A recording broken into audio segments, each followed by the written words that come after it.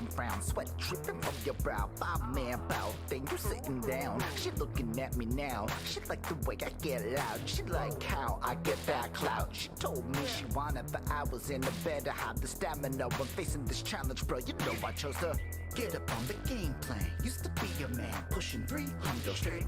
Not so attractive, ain't trash manipulation. Nothing everlasting, so I flipped it up and every day I say these words. That's facts. Lose weight, motherfucker, lose weight. Get in shape, motherfucker, look great. Lose weight, motherfucker, lose weight. If you wanna get laid, what you bring into the game, motherfucker, lose weight. Get in shape, motherfucker, fuck her great. Make that pussy spray, make her sofa dance, make her leg shake. Don't just say a bunch of game and expect her to make it rain while you're sitting like gotta penetrate for sins and grace rhythmically gyrate. Fucking up the pace, interval training, reverse to my training. Fantasies conjure up in my brain, like maybe I can lay her down to sleep. Multiples in her memories, round after round, like we heavyweight. See them bells be ringing, but what about sirens singing? Other realms are living, seduced by the nifty inklings of pursuits different than sickly athletics. Bring your opportunity, rock climbing's a flex, pick that interest, get it. Fuck or lose weight. Competition heavy, whining sets the levels petty. Crying, letting my appetite wet in her thighs. I tickle her mind and you'll be fickle. Your future's got no design. I'ma get it like efforts measured in calories, fitted in tighter seam lines. This ladder I climb, this less than alternative grind. Sometimes regulars all the What's up, anybody? I don't know if anybody's here, if anything's sounding good. We are live. I don't know what this Wisebot is, but apparently I activated it and it's there. And if it's dope, we're gonna do our thing. I don't know. What's up? Yeah, I guess I'm gonna go post on Facebook while we warm the street up. Hey, what's up, Zed? Yeah, I'm just gonna let the peeps on the Facebook know what the fuck is up, and then I got a whole thing I prepared for this, and it's either cool or it's not cool. We don't even know. Yo, life is pretty good. I had a pretty blessed Christmas. We watched some Christmas movie, the Santa Claus, and I'm not even gonna lie, it was like I got in touch with the spirit of Christmas watching it. It was very heartfelt. It was very nice. She's been stuffing my face with food. Like, she's like, "You want supper?" I'm like, "Not really. Are you killing me?" Appetizers and all this other good shit. But life is good. These are like the best kinds of complaints you can have on a Christmas. Shout out Bonnie Indeed. All I have to do is wear this colorful light thing today at some point, and I kind of like it. I feel like we Christmassy. I actually wore the suit a little bit today for this one. I feel like we'll get started in a couple of minutes. Absolutely failing at getting the papers to cooperate with me, but hold up, I also got distracted. Wow, I'm fucking live on Facebook, so I guess anybody now will just see I'm live on Facebook, and I don't actually have to promote it there. So we'll let the Facebook people tell people this is a real thing that's happening at the moment while I go back to trying to roll this joint. But as you can see, I made a PowerPoint. I took some time and I was like, what the fuck can I do with this stream to make it a more riveting experience for the people? How could we do something more than just go live and be like, yo, here's the winners? Because I find that to be not my style as much. So instead, I wanted to explain to people how I think about stuff. What up, Sammy C? So I'm gonna let you know right off the jump, we ain't talking about winner announcements till like 7:30, but I made a PowerPoint to give us something to do until then, because that's just kind of what I did today a little bit. It was fun to me. Was the music got like too loud? I just felt like bumping my own shit for once. This is like a bump my music kind of stream instead. Also, it's a test, right? Will Facebook like cut me off if I play my own music? I dropped that shit on the floor.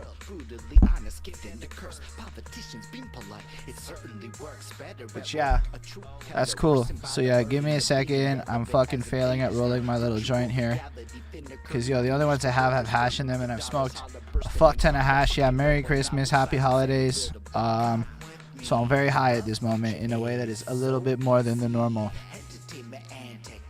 What's really pathetic? Yo, what's good, Peter West? Good of you to be here.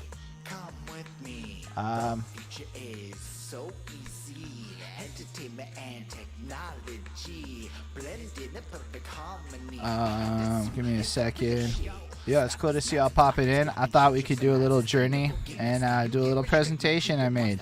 It's not necessarily anything serious. Okay, I'm giving up on this. I'm maybe too high, and I'm just going to go back to the other ones. All right, we're going to run this. We're going to make it happen. It's going to be a good time, I think. It's a lit-ass fucking Christmas. Oh, okay, now I know. It's not pathetic. All right, let's take a little tangent and talk about copyright. So you want to talk about big pimping moves, you just have to look at the EU.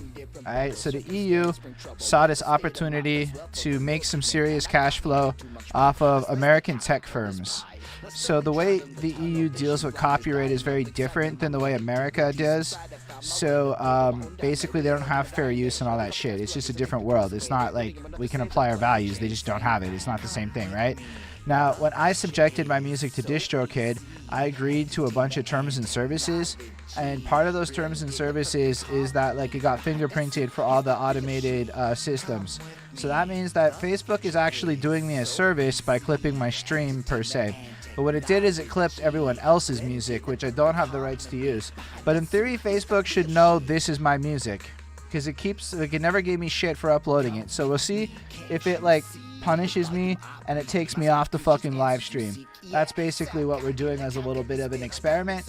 Whereas playing other people's music, I know 100% will get taken off the live stream. Yo, I see a bunch of people that were on the Facebook. Feel free to pop on the Twitch if you want to chat there, because I'm not really going to see the Facebook chat as much. But yeah, as you can tell by the title of this little PowerPoint, I smoked a bunch of hash today and made a PowerPoint. Because, you know, they tell you shit like, blah, blah, blah, smoke weed, you'll never be productive. I don't know. I have to make a bunch of boring-ass PowerPoints at work. Let's do it. 8 people. Shit. Y'all are fucking great. So let's take a hashish fuel journey through Holden's brain with regards to album reviews. Let's do it, everyone. To let you all know, I'm not announcing the winners till like 7:30. This is what I said when I put it in. I haven't entered it in the PowerPoint. I already got it all figured out, but it's just kind of what it is. So please note, while this PowerPoint presentation does in fact look like shit, I really don't try much harder at them at work either. Fact is, I gotta scope shit and other people make that shit look pretty, because that's what graphic designers and all the people who like making it look pretty do. I did try and use a theme for your pleasure. Everyone, you are welcome. It's nice to have you all here though. Merry Christmas, happy holidays, all that shit. Let's talk about behind that suit just a little bit. We started this shit either the 14th or the 16th. I didn't Google it. It's just what it is. But 2016, we did our first ever episode about Eminem's new song, Campaign Speech, at the time. Since then, we've reviewed a lot of stuff. A lot of people made fun of us at first because we were some ignorant people on the internet, and they said a lot of mean things back before YouTube updated its policies. It is what it is. Those comments were very helpful because we learn and we grow. Along the way, I met Sid. And Sid made a point because he used to do reviews for me. He works with the Bucket List people for a minute. Sid one day didn't want to do reviews. Why? Because he was like, bro, it's all the same. You know right away how you feel. And as I was sitting there going through the entries to this track, I realized that like I had these inherent feelings that I didn't fully understand necessarily, right?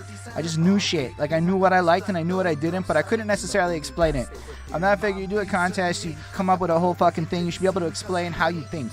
I don't have to explain my choices, but I should be able to explain my line of reasoning, you know? That to me is a fair thing for the world to see. So here we are in this video with this here PowerPoint. But you will inevitably get to a point, if you choose to be a music reviewer, where you can go ahead and ultimately just know almost right off the jump what you're feeling off of it, and that's just kind of what it is, except that there's always exceptions to all these rules, and that exception is fucking Eminem albums.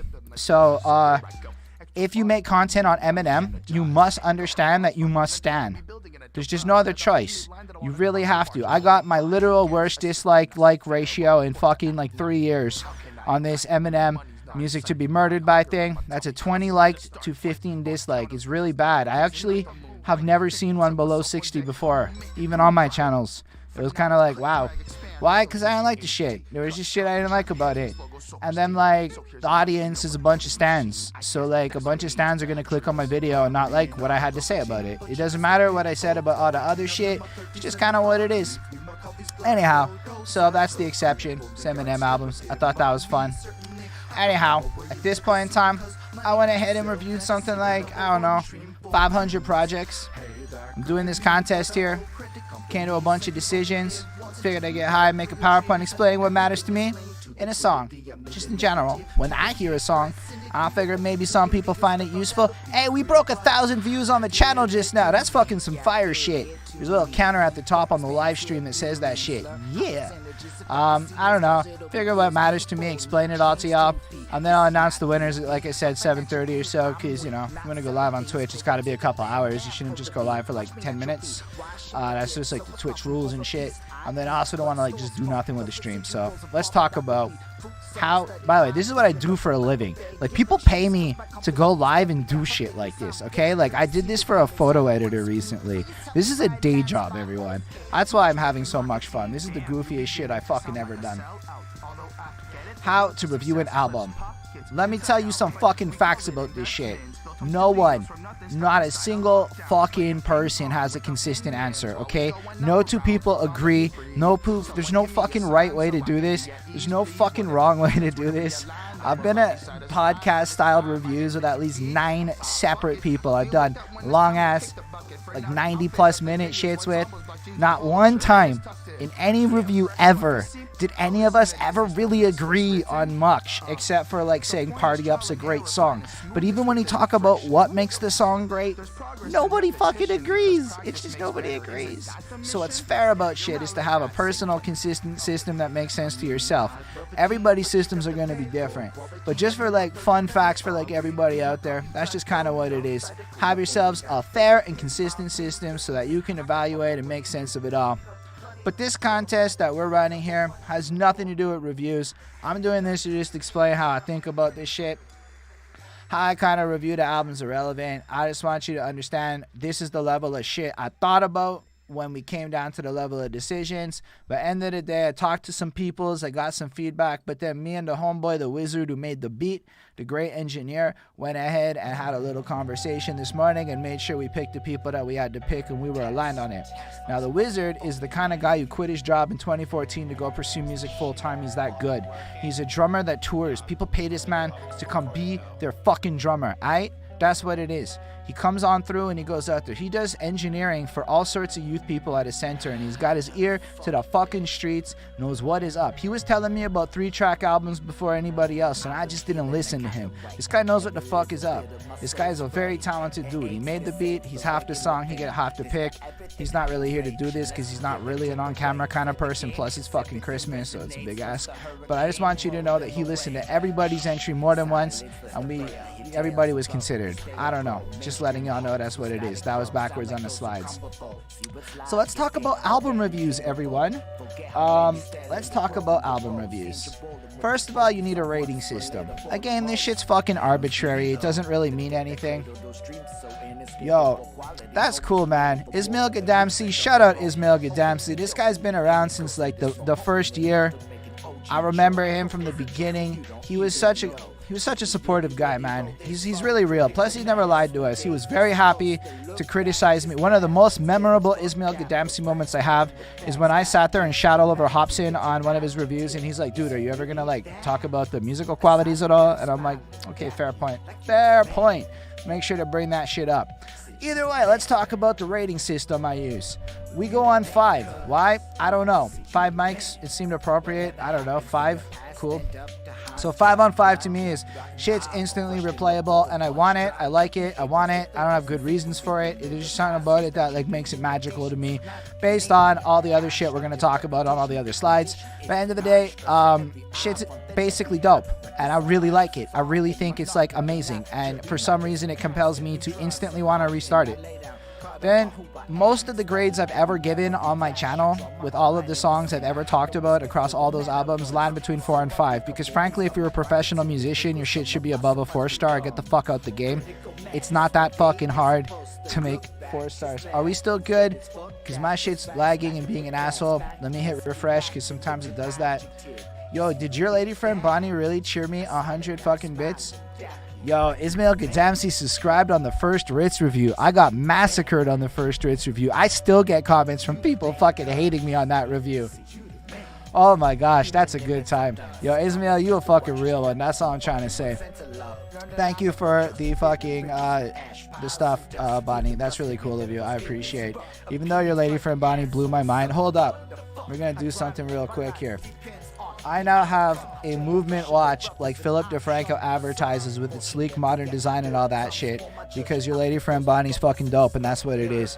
So it's really fucking cool. Also, your lady friend Bonnie does album reviews with me on the Classic Quest. Typically it'll be fucking live on Sundays, but like it's an inconsistent time of life right now with all the new shit. But it'll come back.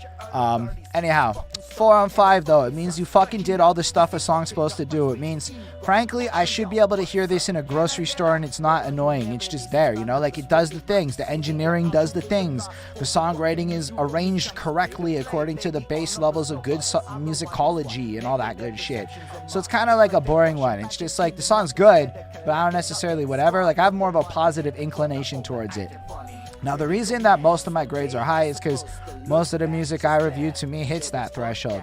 3 on 5 is where it gets kind of whatever. It's like the shit's boring. It's like I listen to it again. Often, these are the ones I spend the most time listening to when I do a review, when I get into this territory. Because I'm like, what am I missing? I like everything. What the fuck's going on here? And that's when I realize I don't have an emotional response to it. And at that point, it's just boring and it's a bad art piece for Holden. It might be a great art piece for you because, again, this is my system. And if yours looks anything like this, we'll still get to different results every time. Anyway, 2 on 5. The song is bad and has very little redeemable qualities, but I find it like, you know, there's something in it. Like maybe the mixing's alright. Everything about it, the writing is shit, but the mixing's alright. I can't really tell you what the fuck it is, but a 2 on 5 is like it's bad, but it's not the worst. So far, in the history of my reviews, there's very little that has ever gotten a 1 on 5. Dr. Dre's porno skits absolutely get 1 on 5s. They are the most atrociously insecure shit I've ever heard across the entirety of the Classic Quest. Like they ruin classic albums a little bit. They make them like I don't want to listen to the album in full because that shit's on it. And maybe to some people it's funny. To me, it's the most atrocious shit I ever done heard. Biggie's porn skits are awful too. That shit's just awful to me. I don't know. It's not like the hot shit in 2020. I understand it's of the times and I try not to be like a hater about it. But to me, that kind of like I see no redeeming qualities in it kind of shit. Like here's an example of a decent porn skit while we're on it. The one where Big Pun uses his like insight to help the lady solve a conflict. Like that would be more in the 2 to 3 line. It's not great, but like at the very fucking least, there's like a lesson in that skit. Nah, the Dr. Dre shit is just, I'm Dr. Dre, I can have sex good. Ha ha ha ha. It's like, shut the fuck up. I don't really like that a lot.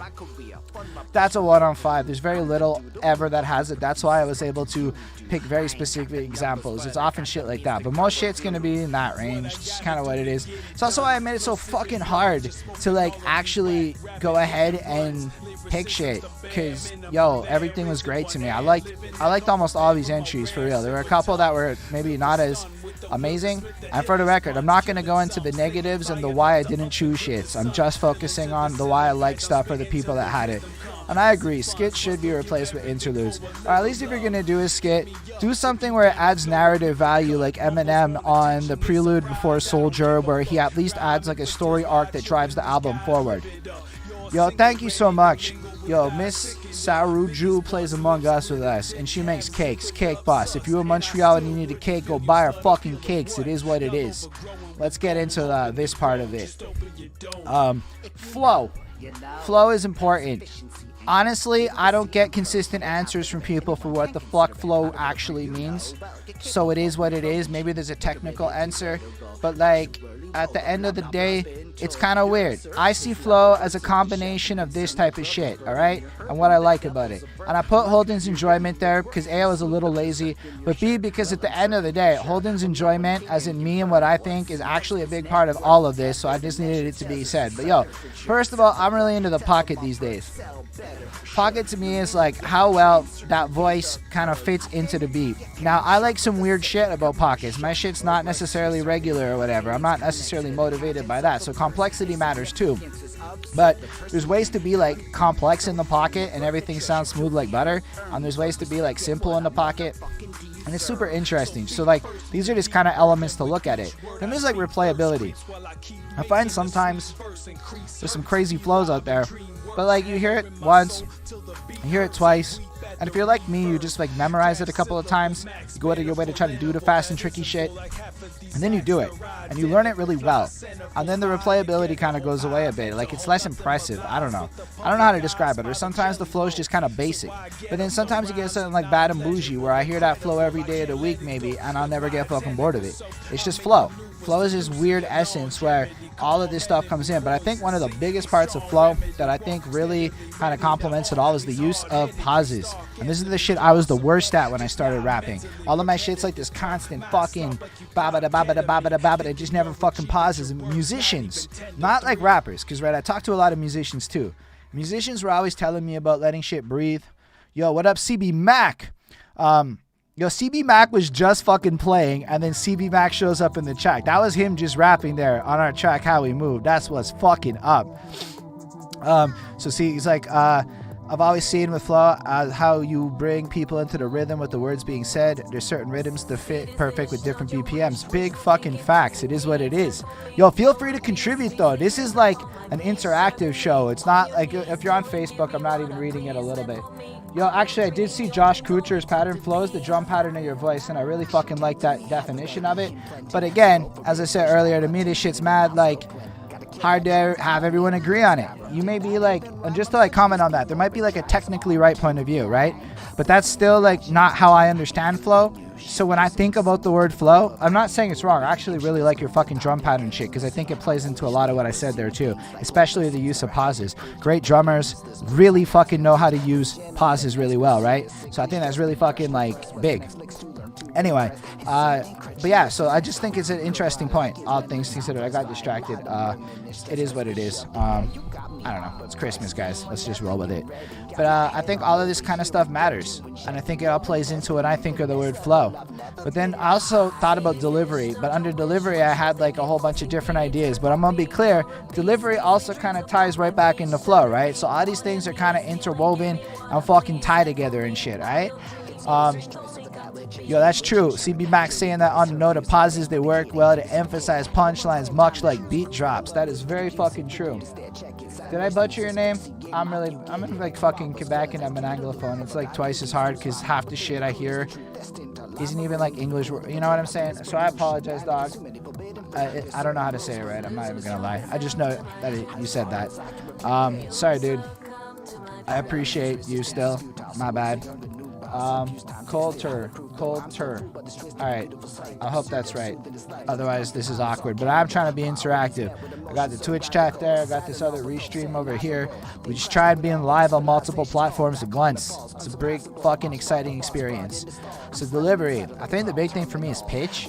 I'm not even saying I'm good at pitch. I think pitch is something I struggle at personally, and I'm pretty sure my engineer fixes me a lot, and I like him a lot for that, which makes him fucking cool. Coulter. Anyway, I'm gonna give up on that after, and we can figure that out after. Sorry, I just respond to chats I see. I just don't even think. I respond. I like the idea of melody, and I like the idea of lack of melody, depending on the vibe and shit. We'll talk about vibe after, but both of those things are interesting, how they're used or how they're not used, and I think a lot of people play those to different effects. Flair or not. I think a great example of flair is everything that Coulter does. Everything he does oozes with flair, and it's just fucking amazing. Amazing. Thank you, dude, for confirming that. That shit is just like, honestly, because there's a dramatic edge to it, flair. But here's the thing. There's a lot of correlations between hip-hop, professional wrestling, superheroes and supervillains. And there is like this, and I'm not trying to take like a way of saying anyone's fake or anything, but there is a dramatic edge to the presentation and the art form of this shit. But then there's also something to not having it at all. I'm being the driest, realest motherfucker, depending on who you are. So I just think that both these things are like fucking possible.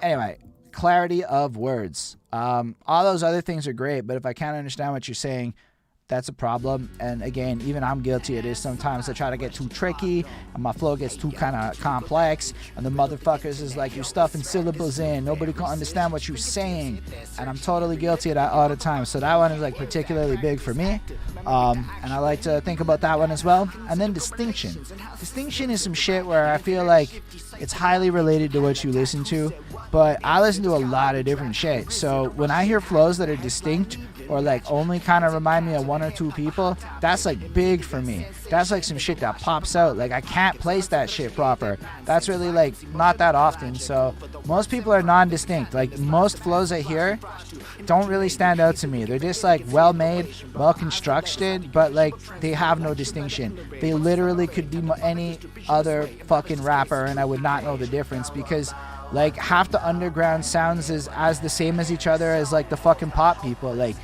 all these people are ending up at the same conclusions and making like, I can say cryptic.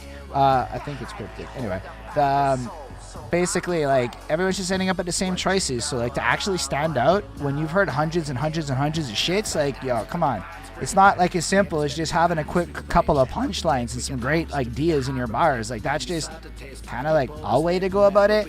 I don't know. And again, I'm not even saying my music's the shit. I'm saying that there's a lot of amazing shit out there. Let's talk about writing. I broke this into like 2 fucking sections and shit in my head, because there's the top level, right? And when I was thinking particularly about the contest entries, a couple of people really did some shit with like the top level of like theming it. I know, like for me, like writing's a lot like an essay. So when you're creating your song, like, or at least whatever, when I create a song, I think about like, all right, what's the central theme? And I look at the chorus like a thesis statement, and I look at the bridges and verses as ways to position arguments and ideas in a way to move like a constructed thing forward. So in a lot of ways, that's what I'm thinking about with regards to top level. But within that, there's still wordplay, like what creative elements and poetic devices are you using at a top level to like move it. Like an example is in that Yellow Wolf song Roll Your Boat, when he uses that fucking poetic device that like you start every line with the word that you ended the last line on. It's got like an actual word, but that shit's kind of interesting. That's like a top level wordplay choice. Like I'm gonna write a song in this kind of thing, or to like follow any of the other fucking fancy shit. That's super nifty to me. Also, shout out Ismail again. Jared the Damager is the best at using pauses. I don't personally know that, but I'm putting it out there into the world. I probably should look into his music along the classic quest along the way. That's all I'm trying to say. For all y'all waiting for contest reveals, I'm not even long. I'm killing time till like 7:30 because I'm just trying to have a good time. You on the stream. I got shit in my beard. I'm not doing this for just my girlfriend, you know. This is mostly for her, but it's also to share with y'all. So 7:30, we gonna go through with the announcements and all that good shit, just for anybody out there in the effort of all fairness. But if you feeling this, stick around, cause yo, I'm having a blast. Anyway, depth, concepts. These two are kind of attached to each other to me. Depth is like really hard for a lot of people because I'm fucking deep. So for me, like half of people's deep ideas are like top level. They're superficial. They're kind of like, oh, that's where you're at in your understanding of these concepts. And I'm not trying to sound like arrogant or some shit. It's just like depth is a weirdly subjective shit. There are certain subjects where like the superficial Hollywood version appeals to me based on my fucking knowledge of a situation, and other stuff I've studied it for like 2 years. So like, bro, you gotta really come at it right to kind of hit me up in an impressive kind of way. So with that, concepts are kind of tied to depth, right? Like how unique and original is the concept, and then how deep is your concept? Like what do you actually do with your concept? Is there a concept? Because a lot of people just throw bars down, and there's nothing like I find more, and this is just myself, more boring is than a guy who has a lot of bars, but when you string these bars together, it really just boils down to I am better than you. I mean, that's the most boring rap song because everybody's written that rap song. If you do it by adding to the idea, and this is my opinion again, if you Miss Arujo, to make it easier for people to fuck up her name. That was a Twitch comment. That's fair. I don't know if the comments are popping up on this one. I might not have set that up proper. It is what it is. But just like, yeah, I don't know. When it comes to concepts, like a lot of people just don't have them. They think that like, okay, I'm going to come on in a song and I'm just going to rap a bunch of bars and they're just going to be loose. It's like going, like, look, if you like it when a stand-up comic goes and proceeds to drop a bunch of one-liners in a row and to you that's like the shit, then that's like a whole world, and that might be to you to shit. But I like it when like Dave Chappelle and Chris Rock walk me through 90-minute stories that kind of conclude into a grandiose point. That's the kind of comedy I'm driven to. So like those one-liner shits do nothing for me, especially like for another point we'll get to in the next slide. Replayability too. If your concept is like I was thinking about fucking Dance with the Devil by Immortal Technique the other day. It's a really great song, but for me, once I understand what's happening in the song, I get like 2-3 listens out of it, and I personally have no desire to hear the song again for the rest of my life. Like the shock value's over, and then I've listened to it again knowing what's going to happen a couple of times, and then I got what I needed to get out of that song. And then I made a post about that, and other people challenged that point and were like, yo, but sometimes look at this level of writing. But then I thought about Tolkien, right? Some people love the way he talks about Elfred and the level of description he goes in. I find it boring like a motherfucker. Like, who the fuck cares? You have Elfred, it's magical. I don't need to fucking care about more, and that's just where I'm at with it, right? So, yo, thank you. I appreciate that. But yeah, basically that's kind of how I think about it, you know, like sometimes it's just kind of what it is. Then originality and level of effort. This one was just kind of subjective again, but I noticed that some people tried harder than other people. Some people put more time into their verses than other people, and I guess that mattered to me because I noticed it, right? And you could feel like, actually, I'll spoil it. You could feel the level of effort that went into the winner's choice. Both me and my engineer agreed on that. It was like a unanimous fucking point. So I think that was super nifty. Maybe you don't think it's super nifty. But let's move on just a little bit to the next point. And again, half of the reason I'm making this video is so that if anyone's curious about my decisions after the fact, they can come watch this. And I will have gone through this with details and shit. Let's talk about bars. I went to go talk to some cats in New York City about bars. I've asked quite a few people because I think the people in New York City might be the guys who are the definitive understanding of bars in my life. As in, there's not a single Canadian I know whose opinion I think matters more about bars than a guy from New York City.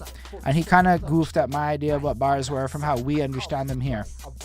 Anyway, bars is the loosest fucking term in the world, alright? It just means good fucking poetry, okay? That could be using a literary device such as a play on words, which I would argue is the one most people go to, as in it's the only one they use. Sometimes they slap a little metaphor on that. Sometimes they throw the word like in, so I guess it's a simile. But they're often like very simple shits or whatever. But there are other literary devices, like the way Nas used perspective ships for like I Gave You Power, or I don't know, I guess all of the other literary devices that you could read about in a fucking English course, right? All that shit matters. It's poetry, yo. At the end of the day, when you're writing your song, you are using a form of poetic devices to drive your shit forward. And if you don't really apply anything beyond bars, that's your main go-to across songs, I don't know, just giving you advice, you're not making an album sounding good with just bars. You get, like, by the standard definition of puns and whatever, your bars need to actually do a lot of different things on a lot of different songs to have a lot of different versatility to make an album that you're going to actually have people want to stand up to, especially in an era where you got to do these now in 4 songs. So I'm just throwing some advice out there. Make sure you're fucking versatile, peoples. Unless you got a good sound that people are grooving with. If people already like your shit, everything I'm saying is pointless. Don't even listen to me. This is for people that might not feel like everyone likes their shit or whatever. That's all I'm saying. Besides, don't listen to me. What the fuck do I know except for this contest where I guess my opinion matters? Outside of that, life advice, whatever. Don't listen to me. Is there a theme? Yo, people don't often they do this shit where their bars are just fucking detached. It's like I'm like this famous athlete person in the way that I kill you. And then everyone fears me because of this, that, the next thing. And then I make so much money. And then I fuck your bitch. And that's like literally 4 bars as in the time measurement in a song of a track. And I'm like, dog, there's nothing connecting this shit except you're dope. That's really poorly, thematically, kind of not my cup of tea. Then you have people who like have whack themes where like they talk about like, let's take like a Santa contest, because it's one of those where like people would just be like, oh, I'm Santa Claus and I'm deep throating this hoe, and it's like, okay, that's not really on theme, that's not Santa related, you just added some Santa shit to your shit. Like, theming is really about making it all consistent and believable and shit. Then there's did I hear this before? And this is my favorite, because half these cats who think they're super original and nifty, I literally could, and I actually talked to one of my tech friends about this. So I wanted to get an app made that I could take a bar on Genius, or I could take your bar, I could type it into the app, and I could find out how many motherfucking times that shit exists. How many times it does. Like, how many other people have used your fucking bar. How original are you? Because, yo, everyone thinks they're a fucking originalist, right? So I was curious about that. It turns out... but it turns out that, like, it's $50,000 or some shit a year to license the AI technology, or even more than that, that would be required to do the kind of text recognition that would be required to be smart about it, because I don't want to do this half-assed. If we're going to invent this whole fucking system of, like, a smart, like, search so I can tell you how original your bars are with science, and it's not really on my opinion, I basically want to do it right, and it was too expensive. But a lot of these times, yo, I hear these bars and people big ups these bars, and I'm like, nah, you just don't listen to, like, the history of music. You're in a box, dog. You're hearing, like, some American top 40 shit or some billboards, and you're not realizing how, like, many people made the exact same joke. Like, you know how many people literally made 2020 Vision bars this year? Like, is that fucking cool? The 950th time somebody goes 2020 Vision? I don't know. If you're the first guy, I guess it's cool. But, like, and I'm not even dissing on the bar. Honestly, it's fine.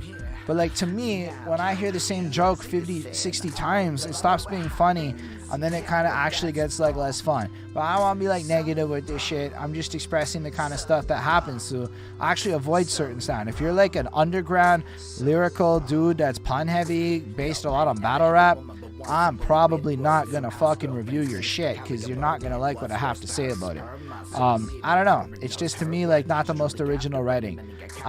When it's done well, it's amazing, but you're literally competing with Wu-Tang. You're literally competing with Eminem. Eminem is in that fucking camp and just released an album. Like, come on, guy. How am I gonna go, like, get the same level of pleasure out of a simpler version of that? I don't know. And I'm not trying to shit on anybody, so I know how this can be taken. I'm just kind of rumbling. I'm a little high. I'm just saying that if you're gonna go that route, Google your bars. Actually do that. Go to Genius, because sometimes I've heard shit that's, like, verbatim the same as somebody else's, and it's weird. And then you're like, man, it's kind of weird. I don't know if I like this. Anyway, the other side is, do I get it? This isn't your fault. I don't like sports that much. So all your sports bars and the fashion bars, I don't get them. They could be really good. Do I really want to Google fashion bars? Not really. I don't want to Google fashion bars. Fun fact, Facebook hasn't clipped me playing my own music yet. That's a fun fact. So sometimes I just don't get bars, and sometimes I'm just not interested enough to Google bars. And if you're relying on me to know things for your bar to be dope, you're taking a risk. Now, is that on me for not knowing? Sure. Now, if you're mad at me for not knowing, that's a problem. But a lot of artists, including myself, are totally fine with, if you don't get it, you don't get it. It is what it is. And I love that mentality too. But when I'm listening to your shit, it matters a little bit if I get it. If I don't get it, then it's whatever. So let's say I go through, oh yeah, this song, the one that you're listening to, I wrote it for Bonnie. It's called Certainly Worth It, because she's certainly worth it. She was really great today, honestly. She gave me this beard ensemble as part of an advent calendar. Can you be more specific of examples in the question? Because I don't know with what you were talking about. I've been in a rambly state here. But definitely happy to think of examples of, like, shit I don't get. Like, everything from fucking Griselda records. Honestly, I don't get their bars. A lot of all the sports metaphor. Not everything. I get the business side of Griselda, but, like, the athletic side of Griselda. Like, let's say you make you take a football player who's really good or really significant, or like that guy who had a Netflix movie made about him. I can't even remember the guy whose name of the Netflix movie guy. Anthony maybe something, I don't fucking know. Football player, something culturally significant happens, and, like, somebody writes a bar about it, and everyone's like, oh, I get it, and I'm like, I don't get it, because I don't follow that. It doesn't make any sense to me. So then we get to the next point. Do I like it after I get it? So if I'm being and doing all of my due diligences, and I'm actually trying to do this shit right, I go ahead and I Googles and I look up, and I'm like, okay, this guy is a football player and he was involved in a controversy. Look, Netflix made a thing on him. It was weird. Maybe some shit happened. Maybe some shit didn't happen. It's a big old, yeah, that's the one. Hernandez. I think Aaron Hernandez. That's the one. So let's say that guy is a culturally significant thing. I'm supposed to, in theory, like know what the fuck is up with that. So let's say, or somebody recently, that corpse guy's like, she said I murdered that P word like I'm Luca Magnotta. So I do know what that Luca Magnotta bar is, but let's say I didn't know what it is. It's that kind of shit where like you literally are relying on the person's understanding of, I guess, assumed obvious things. And I'm not the right guy for assumed obvious things personally. I have to actually go look this shit up. Then I go look it up and it'll be like, Luca Magnotta did bad things. And the specific bad things he did in reference to the way felines translate into certain female body parts makes this an apt bar. And then I go, do I like it after I get it? That one was a pretty good bar. It's kind of vicious. It is what it is. But like I'm saying, I got the Luca Magnotta one. But in general, it's more of the idea of a lot of these pop culture shits. Like, yo, do you know how many Eminem bars I didn't get most of my life until I like learned about shit and like went back and said, that's what he's saying. Another good example is I did Rap God twice for hip hop karaoke. The first time I did it, I didn't do it as amazing as the second time because I didn't get half the bars in the track. Like I didn't get when he goes pack in the back in the back of the ack. He's referencing a specific big pun line where it's like an example of doing complex backpacker type rap tricks over boom bap and shit. So it's like meaning a whole bunch of stuff. But when you just listen to it just kind of innately, it's just like, what the fuck is M doing here? It could just be another random ad lib. So there's a lot of bars that I don't necessarily get right away. But then sometimes I get bars and I don't care. Like, I don't know. I don't have any great examples of that. Like, I guess the Billie Eilish bar from the new Eminem album. That was stupid. I just think everything about it was stupid. Like, if she was joking, why did he respond to her? I don't know. I get it. I guess it's technically good. Do I like it? Nah. To me, that's the weirdest shit ever. I don't know that I really want to listen to Eminem say her name on an album. That's the kind of shit that happens. Is that fair? I don't fucking know. That's how I felt. Do I like it? I don't know. It says whatever. And if something is national news, that's fair. I'm just responding to it's Clifton Rosales over on Facebook. Shut up. The problem is cultural things. It might be national news, but national news in Canada? I don't know. Was it national news here? And if it was, am I going to click on a football thing if I've never watched a football game in the last 7 years? That goes filed into my brain of, I couldn't care less. Murders and stuff, I don't pay attention to a lot of it. So while it might be national news, the truth is sometimes I just don't care. But I could tell you a whole bunch of shit about fucking tech shit and tell you all about the big four and international politics, and then most people are like, yeah, I'm not following that shit, so I could write those bars and nobody's gonna get them. And that's why, like, if you watch the movie Bodied by Eminem, there's a great kind of point about the expectation management that goes into battle rap. Like, there's an argument to be made that people rely on some of these tendencies because the audience is gonna get it. And if they go too complex or too fucking hard, people aren't gonna get it. And so I'm not saying it's good or bad or anything, but typically it's, do I get it? And then after I figure out the joke, do I like it? I don't know. It's really subjective, like I've been saying. Next one is Structure. Ooh, this one might get my stream clicked if it's gonna go down. This track is by fucking B Astronaut featuring me, so I don't actually have the rights on this one. Hey, this is a good test for this experiment. Structure. This is at a very different level, but I guess that was just other stuff I think about. Like, the intro, the outro. Are you fucking putting stuff on them? Are you letting the beat breathe?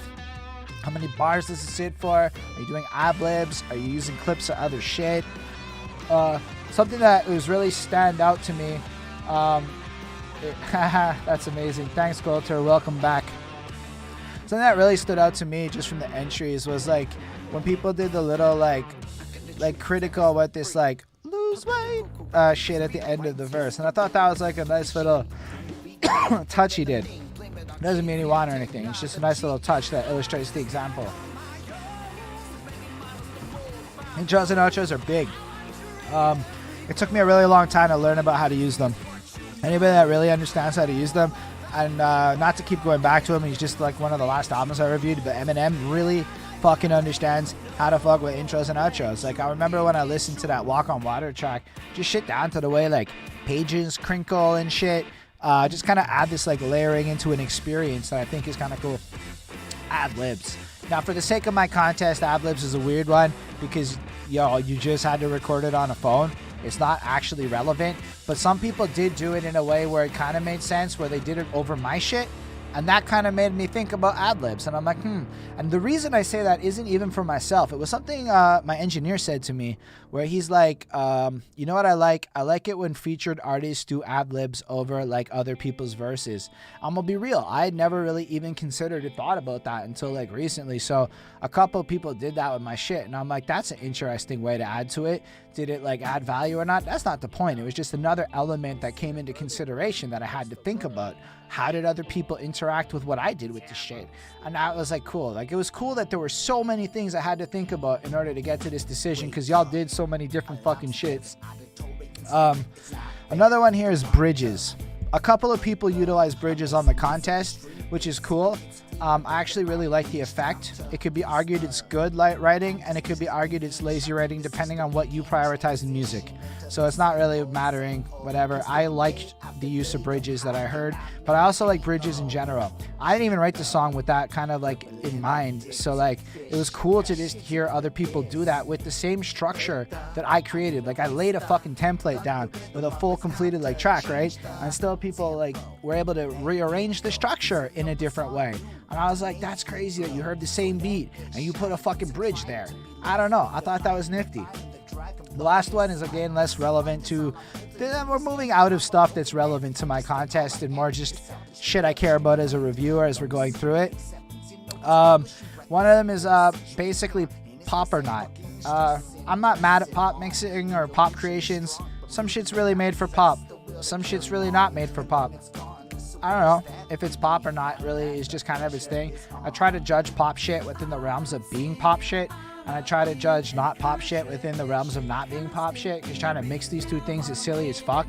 If like a person's trying to create a really accessible tune that like a lot of people are gonna like, it's gonna sound extremely different than when you're trying to impress rappers and shit. Because trying to impress rappers and shit does not make pop music. Now you're like heavy metal where like you're going down a route where really you're impressing guitarists more than like you're impressing like regular fan type shits.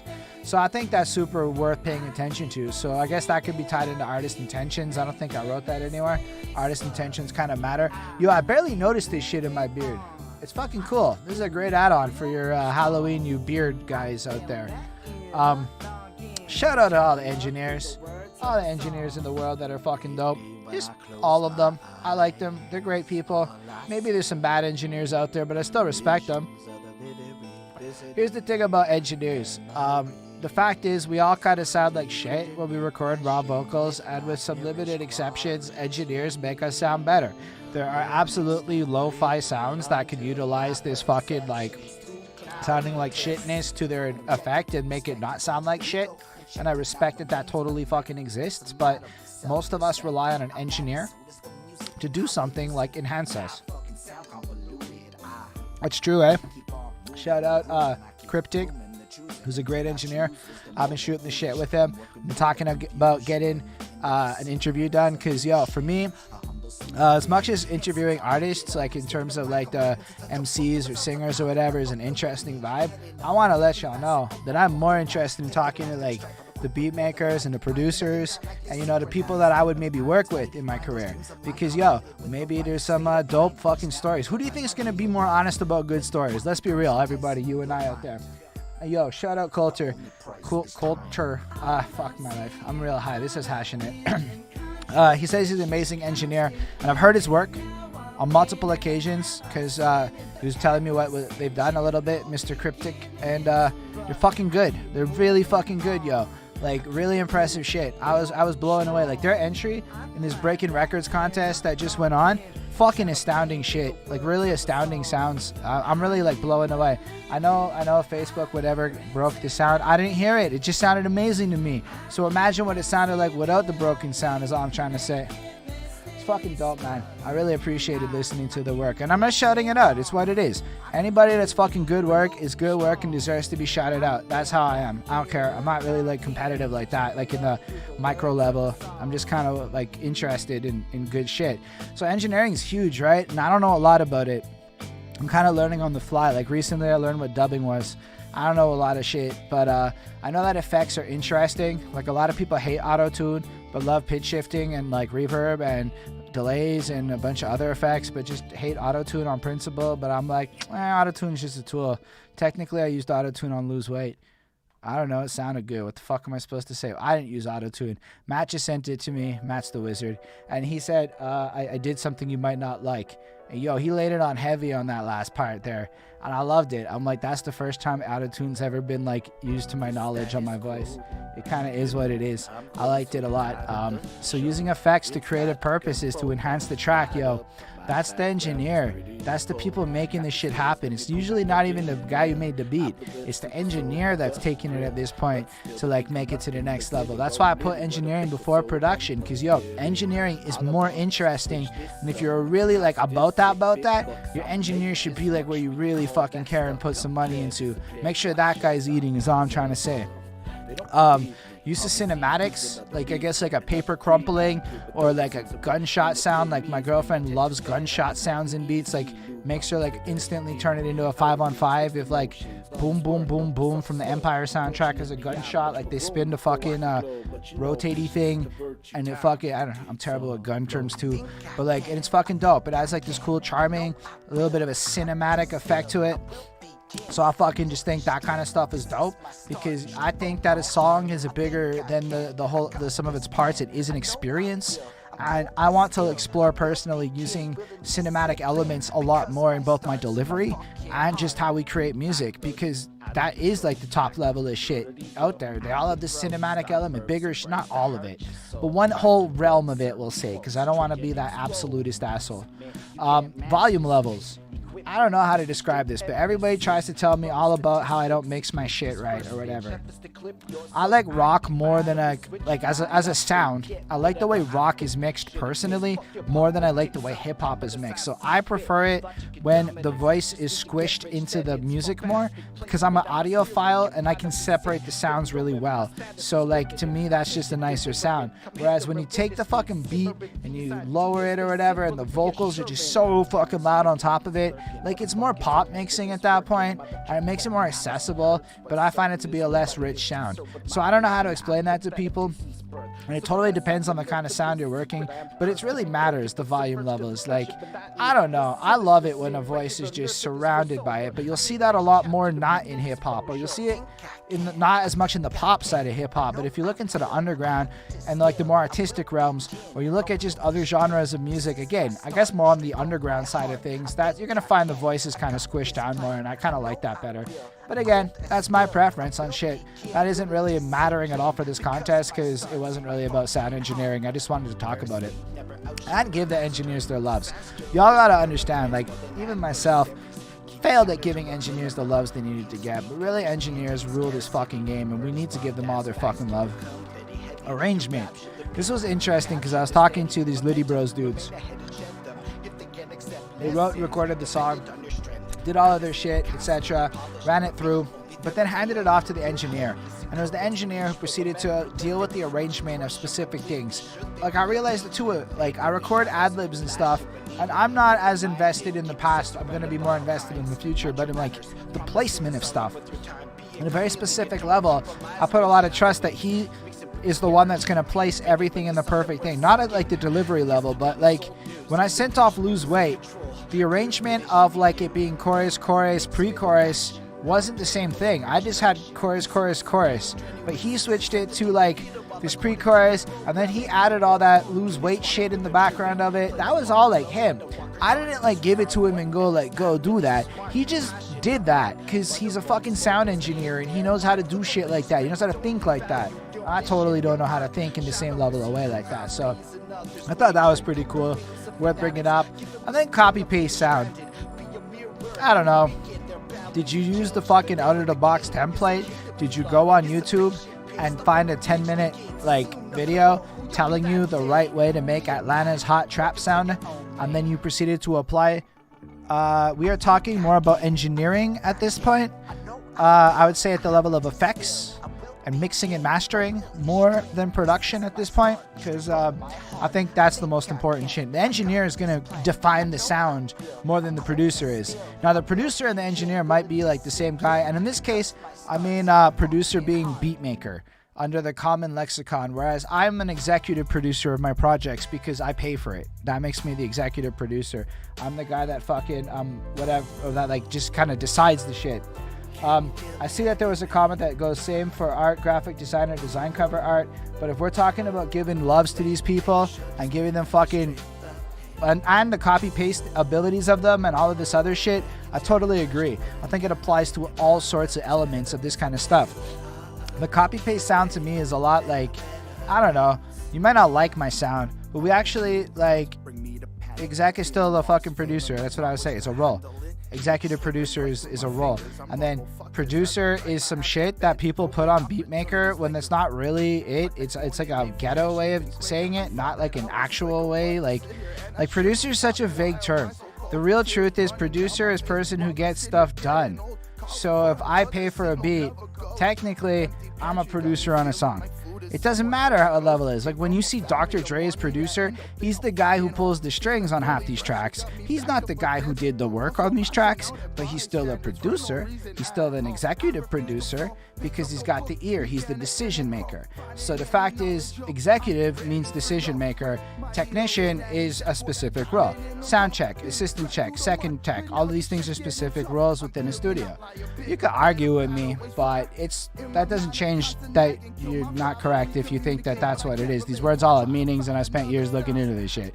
I was literally talking to a dude at Bad Boy Studios about like the roles of producers in the 90s when they were doing this and like a top level, and he literally was explaining this shit to me. Producers is really decision makers, and most people are not even the ones operating the machineries. It's a lot of like, I don't know how to describe it, but like literally the word producer has multiple meanings, and it kind of just is what it is. Dre does a lot of decision making more than he does the grunt work. It's heavily documented. It's not like I'm making this stuff up. Anyway, it is what it is. You should hear what the people who worked for Dr. Dre have to say about working for Dr. Dre 20 years after working for Dr. Dre. Those are the people to listen to if you want some fucking good stories about what titles fucking mean. That's all I'm trying to say. But yeah, back to copy paste sound, because I'm all about talking in the chats. It's not about what people do for more, it's what titles mean. That's all it is. We don't get to rewrite the rules and definitions of Englishes and shits, because a lot of people apply normative stuff, and I think about all these things, so it's not really like whatever. I mean, engineering is a certain thing, production is a very different thing, and I'm using the normative thing in my presentation. I just like the idea of discussing it, because I think people really don't understand a lot of these terms and how loose they fucking are. Have you ever looked at the fucking layers of credits in DistroKid when you have to like pick a songwriter? There's like 30 fucking options if you really want to get into the specifics of all of the different roles. Trust, producer's a huge term. It doesn't mean one thing. Copy paste sound though is really about that engineering shit. Are you listening to that quick shit? Are you going on those tutorials? Are you coming up with your own sound? Are you like trial and erroring? It's kind of like cooking. I guess the design too. Are you just like doing happy holidays, August Series? You're wonderful. I really appreciate you. Just so you know, I love this fucking conversation stuff. That's why we're here. We're not announcing winners on this contest till 7:30, and I am on slide 15 of 19, so I'm okay with this not being the quickest experience. For me, this is a good Christmas experience, is all I'm trying to say. But yeah, I feel like sound, why I like my guy, he went to school and he learned a lot about sound design, and he like banged out some Algonquin college shit. I'm like, yo, he just doesn't care what the trends are, but he can also listen to any sound, reference it, and from a scientific level in his brain, like reverse engineer what the fuck needs to be done. And that's fucking dope. So I know he's not about that like copy paste sound. He's really more about like trying to do his shit. Whereas other people, and I know this for a fact because again I talk to engineers, walk in and go, yo, I want that, give me that, and they literally just are. And it's not even an engineer's fault here. This could be where like the rapper playing the role of executive producer takes the engineer playing the role of sound tech and gets them to like do some shit that makes no sense. But at the end of the day, the rapper's the client, he's the boss man, so engineer's gonna do what the engineer's paid to do and creates a copy paste sound. Does that make him a bad engineer? Nah, it makes him a good engineer because he can deliver what the client wants. I digress. Let's talk about production. This one was hard for me. Production is so fucking big. Like I said, there's so many elements to it. Like you could talk about if they use live instruments, if they use fucking programs, whatever. So I boiled it down to that, do I like the beat? And is it pro sounding? I don't have a lot more to say. Like, it's hard for me to describe it. Beats is some shit where, like, you hear it and you feel it, or you hear it and you don't feel it. And you go ask 100 people about the same beat, and more often than not, people are going to disagree. So we go back into that kind of realm as well. Is it pro sounding? I think this one's big. Does it sound tight? Does it sound like it was made by professionals, or does it, again, go back to that copy-pasteness? Is it out of the fucking box? Is it kind of regular? I don't know. To me, it's a super taste-driven experience. It's not really the most engaging thing or whatever. And it's also like, I don't know, everyone used the same beat in my contest. Let's talk a little bit about vibe. I think this is one of those ones where, like, people don't really get it. Like, one of the entries that's gonna win is a lot of it was the vibe. Like, he's gonna get something because of the vibe a lot. I felt some shit that was just really, like, related to logic. I just felt some shit with it. His believability. Do I fucking believe the shit? So, yeah, that's a big one for me. When I hear your bars, if you're coming in and talking like you're the greatest rapper of all time, but I'm able to go, I don't agree, that's not very believable to me. If you're able to say I'm an entertaining person that is great at what I do, that becomes more believable to me. I don't know. That just explains it a little bit. Target environment. This is a really big one to me because I think people don't realize how much, like, music is derived about, like, moods and experiences, like where you're supposed to be. So allow me to elaborate. Orchestral music of, like, a certain era, like the Mozarts and the Beethovens, this was stuff that was created for, like, those curved ceiling rooms, mid-sized audiences, and, like, the whole sound of that orchestral era is literally created for a very particular kind of fucking venue. And I'm just trying to say, like, basically all music has a vibe. Like, I'm gonna be real with you, I didn't really understand electronic music until I went to, like, a rave and did some drugs, and then all of a sudden I understood this music in a whole ethereal kind of way. And when I sobered up and went back to my life, I was still able to, like, understand this kind of fucking music. Or, like, some shit's gonna be like car music. So, like, some shit, especially on that West Coast, that southern shit, it really is to throw onto your candy painted car and blast with the bouncy bounces and have a whole fucking vibe to it. That, like, if you want to judge that on some throw on some dope and wear some headphones in your chair music, like, this shit becomes so incomparable. And it becomes, yo, what's up, Emma? I see you in the comments on Facebook. And all I'm saying is it becomes so incomparable because, like, yo, every vibe is different. Every city has a whole different thing. Like, here's another tangent on this point. Let's talk about call and response southern music. Did y'all know that this actually derives from, like, churches and shit? What I mean is, like, I was reading up in this shit, and in the 30s and whatnot, when you would go to, like, church in the South, in a black community where people couldn't read a lot, typically there'd be one person who would, like, sing a line of a hymn, you know, like, Amazing Grace, and then the whole audience would be like, repeat that line back, right?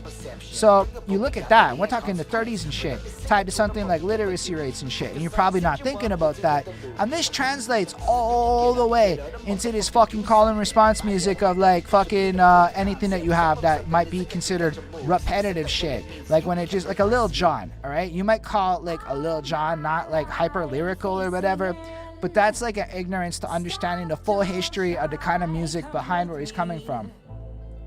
I'm saying specific to, like, the South and the music that came from there and its repetition, but I would argue, this is in response to Darren on Facebook, that, like, honestly, any music is really gonna have its own target audience, but its own history behind it, its own whole situation to it. And so often when I didn't like something, all it took for me to, like, fucking understand the music was a little history lesson. I learned a few things here or there. I took a couple of examples to, like, you know, like understand why it's good. I watched some reviews on why people break down the brilliance of this or that. And then the next thing you know, you end up in a situation where you're a little bit like, okay, this music makes more sense to me. So, like, another thing to think about enjoyment, and this comes from shit, that book Sapiens. Y'all remember that book Sapiens? It was some hot shit that went around a couple of years ago. Man's is talking about how our brains fucking deal with, like, new sounds. I think another guy or two that I read about described the same phenomenon, but typically what happens is somebody makes a new sound entirely. and they drop that sound, and then motherfucker will then like it'll flop. It won't be like the big shit. But then somebody's gonna steal that sound, and it's the motherfucker that steals that sound that tends to get the big hit out of it, because the first time we hear things that are new and unfamiliar to us, it becomes a little complicated, and our brain doesn't fully understand it. So because it doesn't understand it, it rejects it. So as you get more exposed to a particular sound, you will actually start to like it more. It's why a lot of songs that we used to hate, we love now, because we heard them so many times. And I think at the end of the day, we like things we can sing along to more than we like our tastes. So being able to sing along is actually like super fucking important to people. Anyway, that was all tangential shit. I was just kind of like rambling there. Then there's Lame or Cool. I don't know how to describe this. Billie Eilish bars on an M album. Lame or cool? It's a big debate, I found out. I'm not really having that debate now. I'm saying it's lame or cool, and it's mad subjective. To me, what's cool is knowledge and community and building up. But also, if you're gonna like say some shit, like you either gotta make it creative and interesting, like next level with it, or you gotta like kind of make it I don't know, like something distinct or something you can back up or whatever. You can't just like say shit. Like, you know what really will make me instantly dislike your song is any reference to a lack of using math in your personal life. It seems like such a mundane shit, but like people use algebra, and like Pythagoras is a good way to explain algebra. And one time in one song, a man made a Pythagoras bar and then made a drug dealing bar in the same fucking verse. And I'm like, you can't sell drugs without Pythagoras because you need algebra, dog. And I was able to like go into all these connections and shit. So the fact that he made those two things in one verse was really lame. And I just couldn't get past it to this day. I'll never say his name because I don't want to be a dick like that. But I can't get past it. Whereas, if you're going to make like an intelligent statement in how the way Pythagoras is explained with boring Greek names is stupid, and maybe if we reframed it to like, let's make an algebraic expression figuring out how to get to school on time, and then explain variables like take a shower or blah, blah, blah. Okay, fine. That's whatever.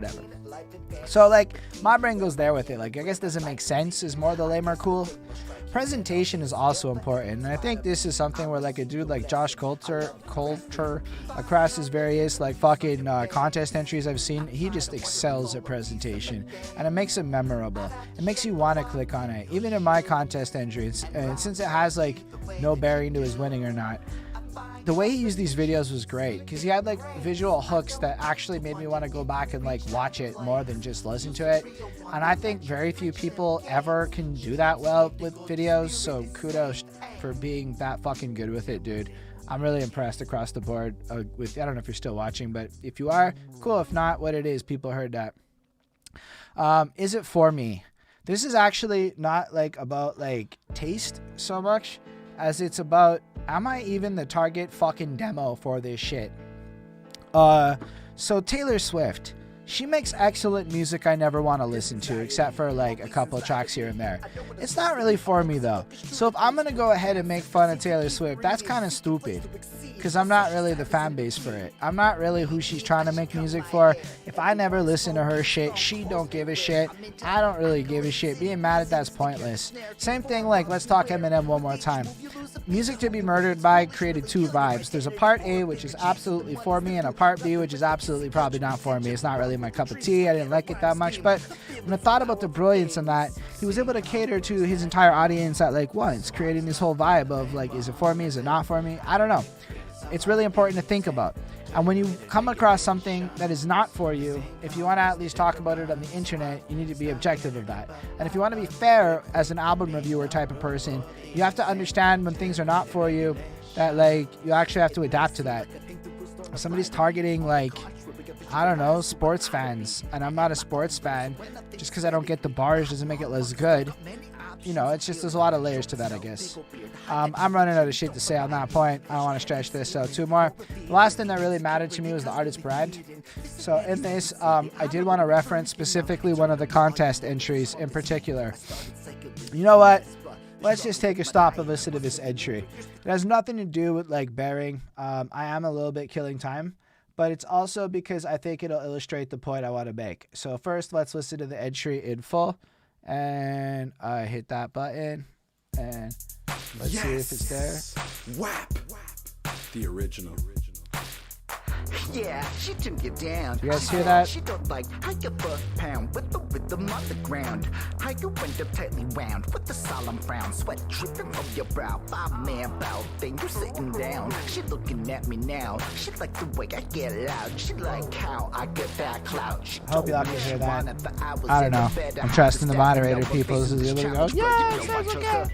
Get up on the game plan. Used to be your man. But I guess while it's playing, the main point I was trying to make is he starts it off with WAP, the original. I still right now can't fucking remember what it stands for. But the main point I wanted to make is that when he said WAP, it actually made sense for his brand. Had to do something with like weight loss or whatever. Very appropriate for this song. It actually makes a lot of sense for this song if you like understand it. So meanwhile, taking a little break from talking, we're gonna migrate into entries a little more. Put the drugs down, who can relate? Flip it, flip it. All them pounds gotta weigh you down. Lose weight, got a newborn you gotta think about. Lose weight, never too late to turn it all around. Lose weight, flip it, flip it. I ain't obese, I'm a beast. Got me rapping in the booth. Got me in a contest with a point to prove. Let's break down the cost of being a criminal. No, it's not minimal.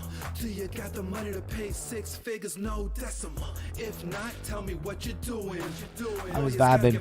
Sorry. I know this might be a haphazard thing. Welcome back, Mr. Coulter. We're just vibing here because it was illustrating the point.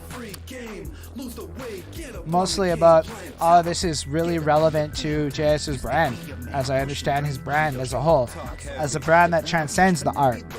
So like the guy does like football stuff, and the guy's really actively involved in like more than just being music.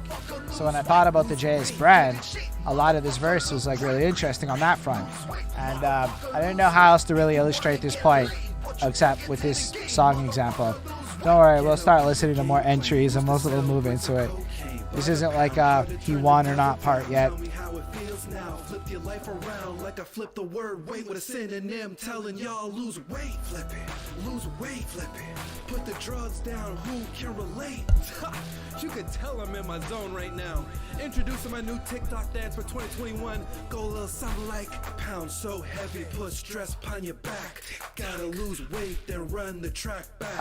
Alright. Pounds so heavy, put stress upon your back. Gotta lose weight, then run the track back. Lose weight, motherfucker. Alright, so given the fact that the speakers thing stopped having sound, I'm going to assume that was transmitting. But yeah, I thought that entry was really interesting because to me, some of the things he said may have made more sense than to anybody listening to it who may not know his brand. And so I think like your brand matters, and I think it's such an important part of it. Like I'm basically throwing every contest entry I participate in an effort to be consistent to a brand and know that back home the moves I'm making kind of transcend into shit. Like I don't give a fuck about winning a contest. This is whatever. It's like another opportunity to get some shit out to establish my brand presence and be consistent with the themes I'm trying to pursue for a bigger picture. Branding is so fucking important, man. Branding is like literally one of the most important fucking things that is part of being an artist. Like yo, what up, Almost? I see you. Don't worry about it. We're still early though on that contest entry giving away part. There's still some time before we get into it. But yeah, branding is fucking important. Honestly, like so many people, the problem I have with their art is like the lack of brandability to it. And I have to say, across these contest entries, I was fucking impressed by like how much people stuck to what I understand their brands to be, but still did what they had to do with my shit. So y'all actually fucking crushed it, you contest entry peoples. I fucking really liked what a lot of y'all did. But brands come with values. And this is where I had a lot of trouble with in the last couple of years as we become more socially aware. What kind of values matter to people? What kind of things do people want to put out into the world? And so I think at the end of the day, brand values are kind of important too. When you're putting out there into the world, like, yo, currently one of my big brand elements is Montreal. I want my name to be almost fucking synonymous with Montreal. I want to be known for giving money, not, I want to be known for certain things. These are attached to brand values of how I'm trying to position myself into the world. I'm not trying to hide my fucking moves. Everything I'm doing is about growth, but I try to do it in a way that adheres to certain brand values. And I think one of the things that makes me consider you a bigger player in the game, I'm going to put music on. It got really fucking quiet. I'm gonna go ahead and jump on over here, go back in time with my shit. This one has Chris Chrome on it. I don't know if Chris Chrome's watching, but that guy's real fucking fun. Shout out Chris Chrome for a second. He does all of the graphic design stuffs. Shout out Chris Chrome. He's now the editor for our shit. So when you do get an interview done at Behind That Suit, you may not have seen the final edited products yet because we haven't got those out, but you can check clips at the Behind That Suit clips channel. So if we do have a 3-hour conversation, we can chop it up and get the most interesting parts out of that so that your fans who will give you 10 minutes will watch those clips. That's what it is. But then maybe some of them will want to watch the whole thing and we'll have that good conversation that can be cited for Wikipedia pages in the future. If you're watching this and you want to interview and we haven't already talked, holla. That's what it is. I think one of the main things about brand value we can all kind of agree on is people either do this for money or art. Some people are trying to create products and it shows in what they do. Some people are trying to create art and it shows in what they do. And I think it's interesting because even within the people who win, I think there's examples of at least one person who is more interested in the money than the art value, and they still managed to do it so well that in the 6 winners, they are one of the $50 peoples. So I think it's so fascinating because being money or team art doesn't necessarily make your product better or worse, right? Because typically the people who are on team money have really good products. Like, yo, somebody like made a goof on me talking about how 6ix9ine used to like fucking sound like he's boom bap, but he's such a fascinating case history. I watched a bunch of shit on him, like from a his story kind of perspective, because yo, that guy's fucking huge and I want to understand virality. And when you think about virality and shit, that's a name worth studying. But what I thought was most interesting is him, like so many other younger people than I, actually grew up with YouTube and actually just grew up with like fucking boom bap and then said, oh, there's no money in this and pivoted to other shit. Does that make their music better or worse? I don't know. We don't know. Our opinion on that guy's music's tainted, so it's fucking hard to have that conversation. But people who do things for money don't necessarily make bad products, even if that product is art, you know? People who make art don't always make good products. Sometimes people do really artistic shit and it comes off really fucking awful. It's not really necessarily fucking really good or anything. I don't know how to describe it better than that. But I think it matters in terms of intentions. Because if a man's just trying to do some shit for money and he's talking about fucking my girl, well, that's some good shit to do for money. Like, we had an epiphany at work recently with advertising. Sex sells. It is what it is. You know why part of why lose weight work? In my opinion, it's the first time I really went on about trying to fuck chicks in a song and it fucking resonated with people. It's what it is. It's weird, but it is what it is. This is how people are. So I'm not there to judge if it's for money or for art, but I think when you think about shit, you have to think about it like this is for money, and when you think about it like this is for art. And you may like one or the other more, but if you're going to take any kind of a critical analysis on it, you have to put that level of layering. And there's a bunch of other subjective crap that we can go into and just kind of, pay attention to it like that. I'm out of things to say. I think what we can do is take some time getting into the vibe of lose weight, start to move in. Like I said, around 7:30, I'm going to start announcing winners, and we're going to listen to the winners' entries. So I was to take a quick little talking break. I feel like it would be real nice for me to go ahead and play a certain little song, a little music video that I happen to like a lot. If you'll just give me a quick second as I pull this up a little bit. It is maybe related to everything that we're talking about now. So I'm going to go ahead and just pull that shit over. And let us take a few minutes to enjoy the fucking original. My shit. Yeah, she took it down. She said she don't like how you foot pound with the rhythm. I think I made that way louder than me for a minute. My bad on the volume breakups. I'm bad. I'm not the best. That's how you know I ran out of shit.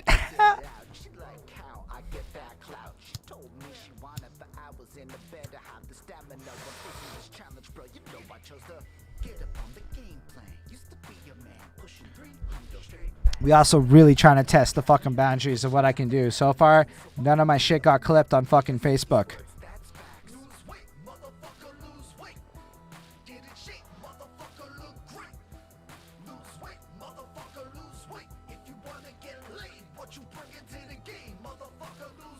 Get in shape, motherfucker, fuck her great. Make that pussy spray, make her sofa dance, make her leg shake. Don't just say a bunch of 15 minutes and we'll get to it. They gotta penetrate for sins and grace, rhythmically gyrate, fucking left the base, interval training, reverse to my training, fantasies conjure up in my brain. Like maybe I can lay her down to sleep. Multiples in her memories right after round. Like we heavyweight. See them bells be ringing, but what about sirens singing of the realms of living? Yo, big facts almost. I see your comment.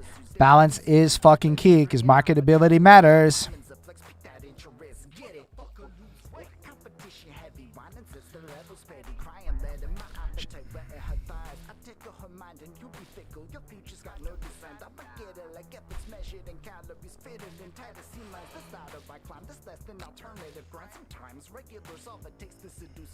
Get it. Oh shit, we still have one more hash joint left for the rest of this shit. Shout out Sammy. Beautiful entry.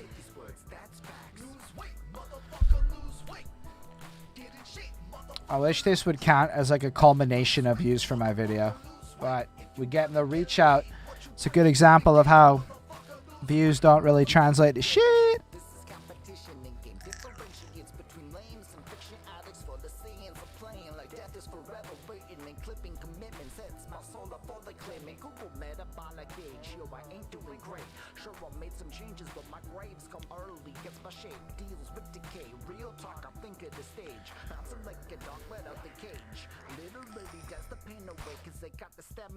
To fucking go for days. Natural, no stimulants for these gains. Just patience, rest days to keep the joints safe. Fuck it, I'ma run a 42K one day. One day. I really do want to run a 42K. It's a big deal to me. It might take a while.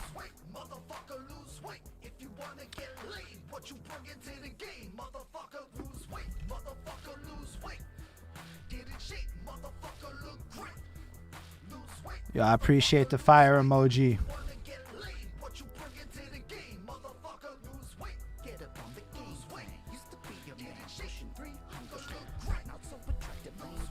Shout out your lady friend Bonnie for filming this shit.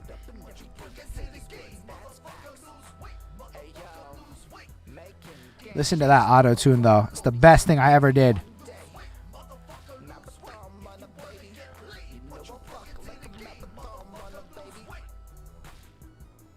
Oh, this shit was shot in NDG, by the way. What's up? NDG Montreal, that's what it is. My hood is beautiful. And we are going to show it off with the art that we create. That's why it says NDG right there. That's cool. Thank y'all for like checking it with me. I'm not going to lie. I'm going to throw up the beer right back for like 2 minutes because I got to go fucking pee. It is what it is. Meanwhile, I see Sammy C's.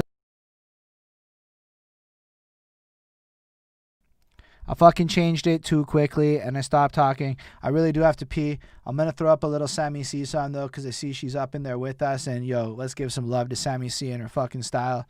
And I will be back in a quick minute, you know, because, you know, it's what it is.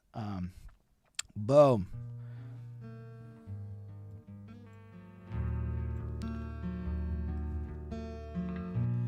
My eyes take me.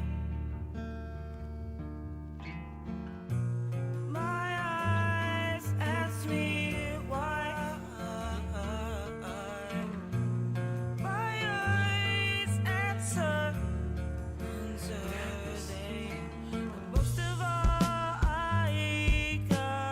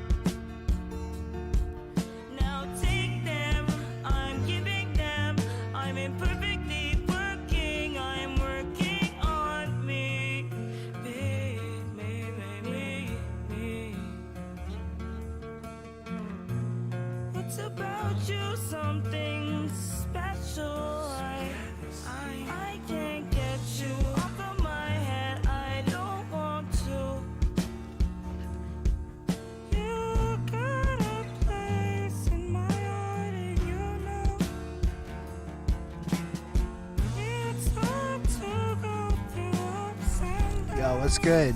I'm back. I feel better. My old man bladder is not what it used to be, and I've consumed because she gave me a lot of sugar. So, yo, we're going to actually do the winners very soon. We're going to get to it real quick. It's very important to me. Let me turn that off now.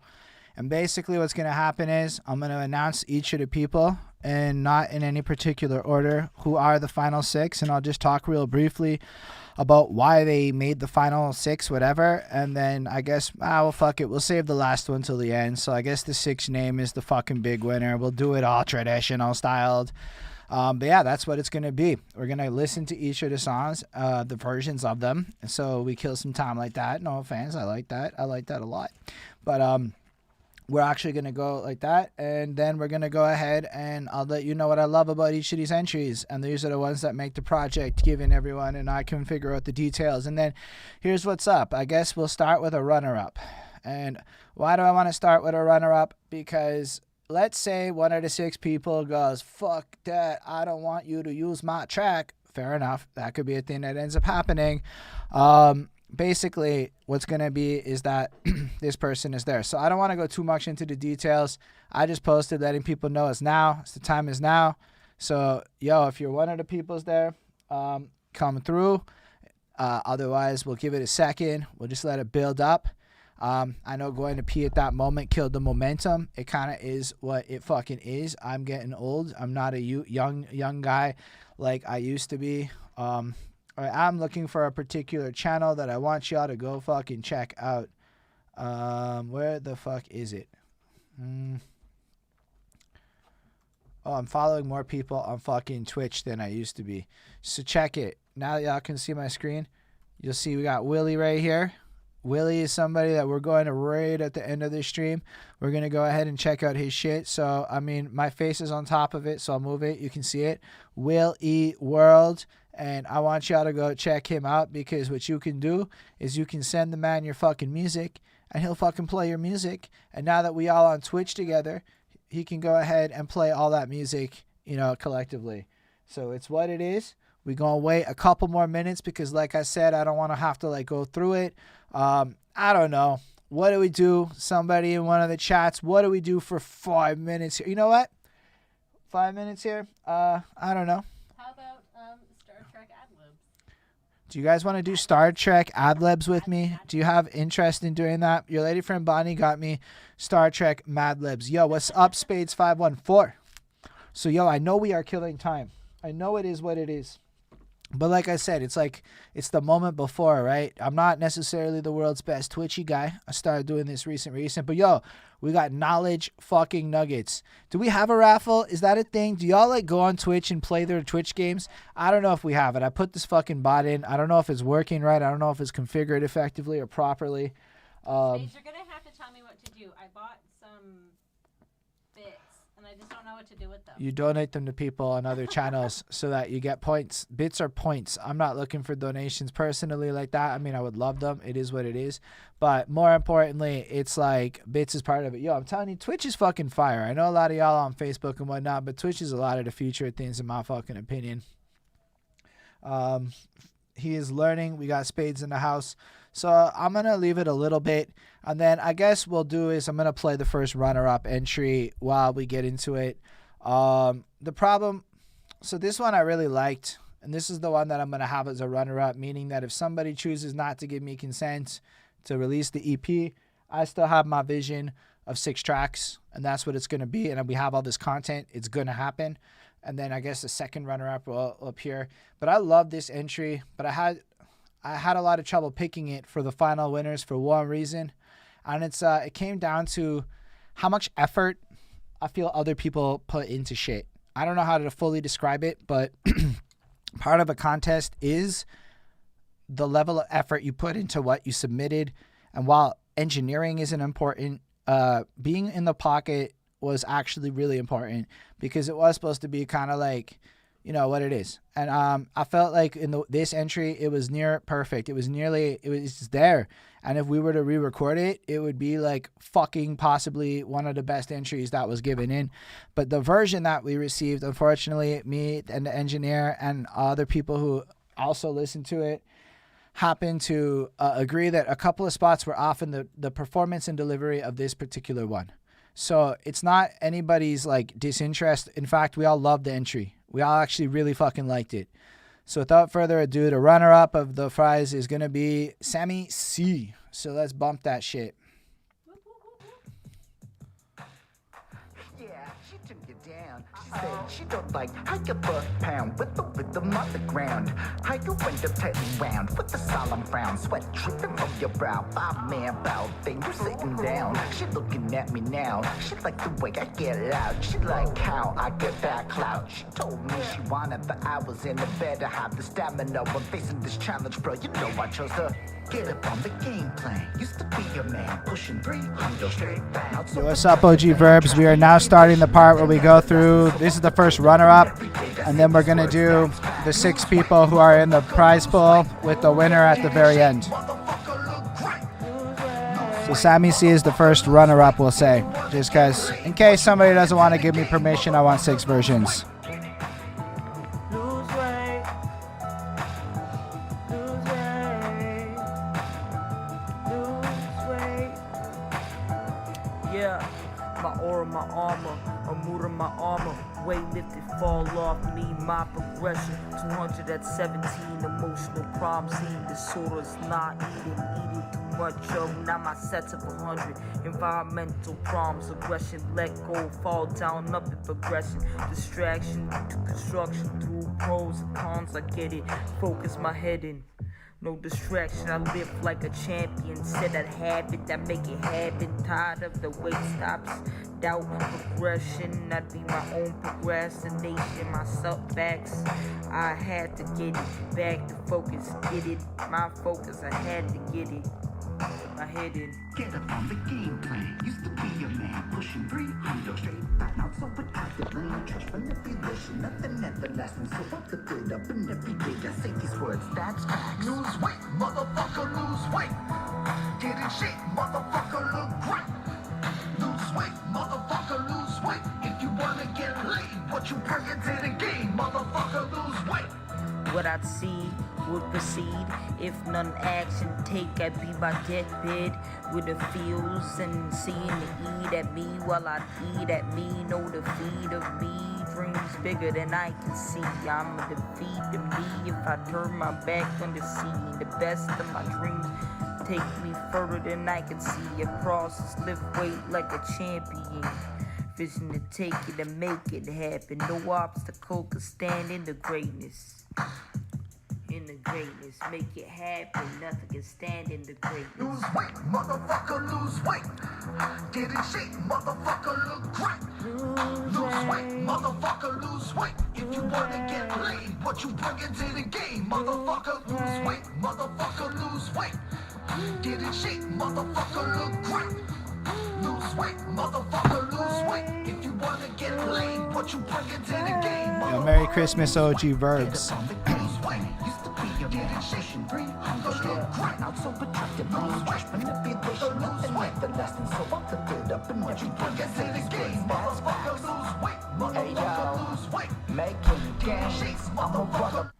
Honestly, that was it. Like, this was like the hardest fucking decision. I'm not gonna lie. That's why I made this whole fucking pre-video where I went through all the different things I was thinking about across the entire fucking everything.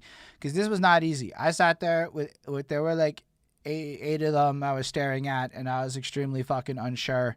And it was really like after I talked to my engineer that we like came to the decision together, because as much as it's my decision, it's his too. So I guess now we're going to get into the actual final 6, because that was like the pre-whatever. So the first of the final 6 that we're going to play, and it's in not like positions fucking 6 through 2 are in no real order. The reality is I loved all of them. It was just hard for different fucking reasons. So this one is going to be from Saw Chris, who, I don't know, there was something to the flair he put into this. There was so much level and effort put into the delivery that I've really just, it was really impressive to me. Plus, a few people were really feeling it on like a front. I felt it too, but like, I don't know. It was really like the flashiest entry that I think we got, and I really thought that was interesting, and it was really well delivered. So congratulations, Socrates, you got $50 in a spot on this shit. I'll holler at you after to let you know and send that e-transfer. Cause man's is Montreal right here, actually straight up in my neighborhood.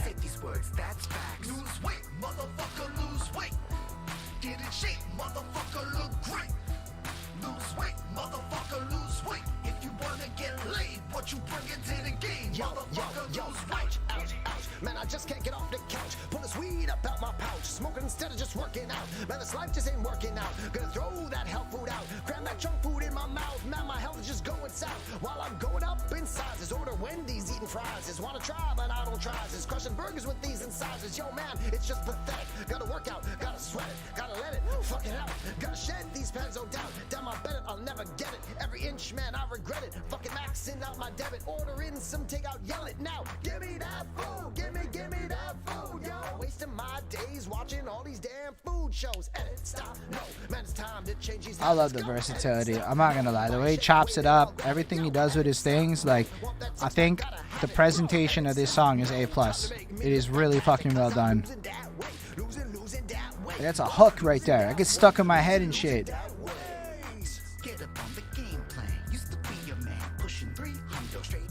Yeah. It was.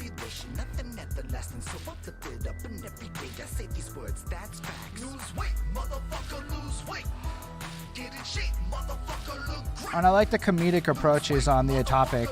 I'm not like the world's best humor expert guy, but I feel like a lot of effort went into tapping into like real things. Man, I think she's scared I'd crush her. Trying to flirt, don't want to rush her. Wish I looked like fucking Usher, but I don't. Just got a deal. Gotta drop this weight and heal. Want those abs you want to feel. Is that shit bad even real? Or is it just some Photoshop? Think it's real, but guess it's not. Ain't no one ever called me hot, man. I know I'll never have no shot with a girl that's half my size. Her old frame weighs less than these thighs. Man, I know I ain't no prize, but I crave love deep inside. Cause in the end, that's all that's here. We all live in love or fear. And I hope my message clear. Watch his fat just disappear. Yo, wait, motherfucker, lose weight. Get in shape, motherfucker, look great. I don't know if it's set up, Spades. I see you trying to play with that shit. I just installed the shit. I don't know if it works yet.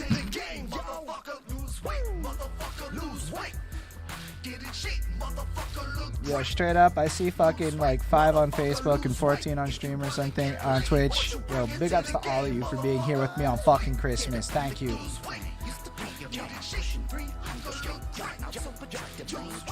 Even that yeah, like those are little subtleties, right? That like I noticed all that shit in everybody's fucking verses, okay? And a lot of people did a lot of that shit. It was really exciting, man. A lot of fucking talent here. Don't worry, Spades, we'll find all the bots. I'm off work for 2 weeks, man. This is my vacation right now. We getting litty. Follow your dreams, you can reach your goals. I'm living proof. Beefcake, beefcake, beefcake. He really can do a lot with his voice. Honestly, I have an interview with that guy on my channel where he did a lot of shit with his voice, and he's a very interesting guy. But yeah, shout out Socrates. That was one of the entries that won that shit, $50. Let's do the next entry that's going to do $50. Take it away. And I really love this entry for a particular reason. And of all the entries, this is the one that made me want to dance the most. And I don't know how else to describe it, but that really fucking mattered to me. So shout out JS. Yes. You just got $50 and you're going to be on the project. That's what it is. Yeah, she turned you down. She said she don't like how you foot pound with the rhythm on the ground. How you went up tightly round with the solemn frown, sweat dripping from your so brow. fucking loud. Man bow, then you sitting down. She looking at me now. She like the way I get loud. She like how I get that clout. She told me I don't care about anything else. This shit, I love how it sounds. It just made me want to move and shit. It's just great vibes. get up on the game plan. Used to be your man, pushing 300 straight pounds. So attractive, ain't trash manipulation. Nothing everlasting. So I flipped it up and every day I say these words. That's facts. Lose weight, motherfucker, lose weight. Get in shape, motherfucker. Whoops. Look great. Lose weight, motherfucker, lose weight. If you wanna get laid, what you bring into the game, motherfucker, lose weight. Lose weight. I'm going to figure out how to set up the truth badge for you, Spades. I don't know how to do that yet. Flip it. Lose weight. just makes me want to do this the whole time. All them pounds gotta weigh you down. Lose weight, got a newborn, you gotta think about. Whole time, I just fucking want to move. Too late to turn it all around. Lose weight, flip it. Flip it. I ain't no beast, I'm a beast. Got me rapping in the booth. Got me in a contest with a point to prove. Let's break down the cost of being a criminal. No, it's not minimal. Do you got the money to pay 6 figures, no decimal? If not, tell me what you're doing. Lawyers gotta get paid and your daughter growing. Jail time, your parents getting to an age. Can you stomach mama's death through a cage? Time to turn the page, I'm giving free game. Lose the weight, get up on the game plan, tell them. Get up on the game plan. Used to be a man pushing. Now, this didn't influence my decision at all. You hear that, though? Those ad-libs, I like that touch, man. It's aesthetics, man. But what really, really hit it was, or at least I'm looking forward to, is the man's promised me a dance to go with this, and I expect to see that shit on TikTok once we get it out there, is all I'm trying to say. Get up on the game plan. Used to sell bricks of cocaine by the pound. Hard to turn the devil down. Tell me how it feels now. Flip your life around like I flipped the word weight with a synonym. Telling y'all lose weight, flip it. Lose weight, flip it. Put the drugs down. Who can relate? You can tell I'm in my zone right now. Introducing my new TikTok dance for 2021. See, it was relevant. Pound so heavy, put stress upon your back. Gotta lose weight, then run the track back. Pound so heavy, put stress upon your back. Gotta lose weight, then run the track back. Lose weight, motherfucker, lose weight. Get in shape, motherfucker, look. There is an outro, but here's the thing. Motherfucker, lose weight. If you wanna get laid. Whatever. If he doesn't want to do a dance, that's what it is. He got $50. I'd call that a win. That's not the first, whatever. Take what it is. I still fucking love this entry, and to me, it's amazing. I'm just saying that there's a dance to it, and I hope we see the dance because it'll be out there. It's a great one, but it made me want to move and shit. And I feel like the way he incorporated a dance into the track is actually really part of a lose weight like theme, right? Like, I mean, you could talk about it, but he made a dance to force us to move to the track. That was a clever way to hit the theme. Your last place, keep waiting, please hold him back. Quarter rack for the track, rappers holding back. I don't care about the money, I got Holden's back. And that's word to my granny. Shout out to the women holding it down like Bonnie. Behind a man who lost weight stands a good woman, so believe her when she say this remix fire like a bullet.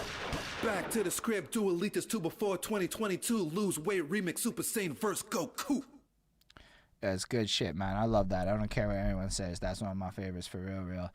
The next one, I'm going to play Who Gets $50. They split in that shit because they did their entry together. I mean, I fucking love their shit too. It was really hard decisions, but we're going to play them back to back. This is the combination of Cryptic and Josh Coulter.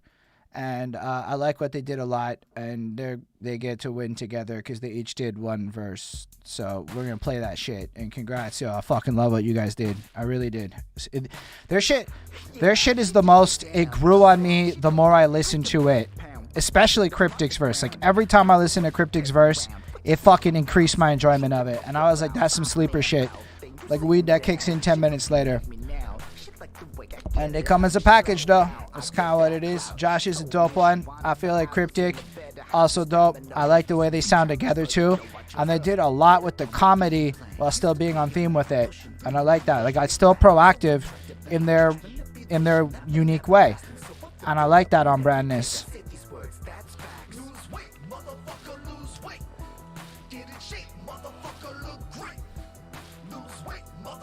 I never said you were wrong.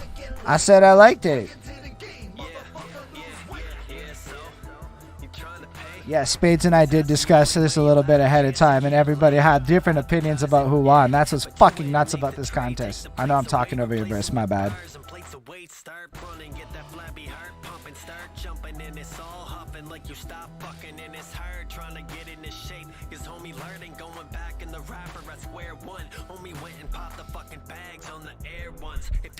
Like that line I caught. The bags on the air ones popping. I clicked it. Because the chair's just unable to bear the weight of my pair compared to you. You should be eating pears and oranges and apples and kale. Hang up the pictures of whales, it could avail your battles with balance, apparent challenge with your scale. You gotta get up on the game plan. You can lose the weight of a man and be the same man. Get up off the rails, gotta train, man.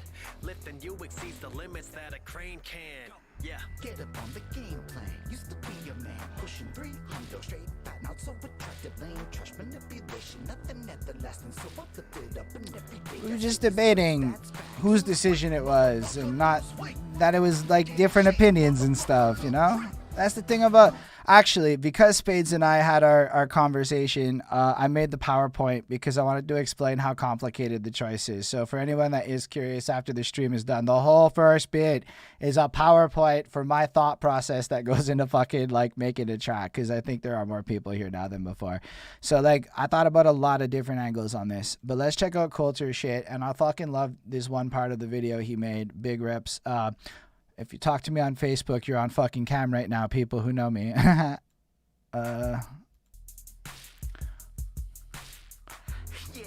gonna go ahead and actually alt up the fucking screen a bit.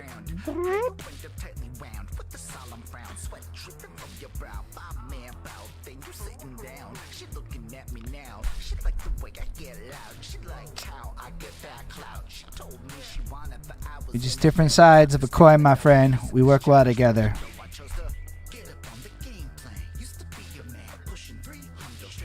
That guy with the statue, I thought of like it is the most amusing thing I've seen in a minute. I really like it.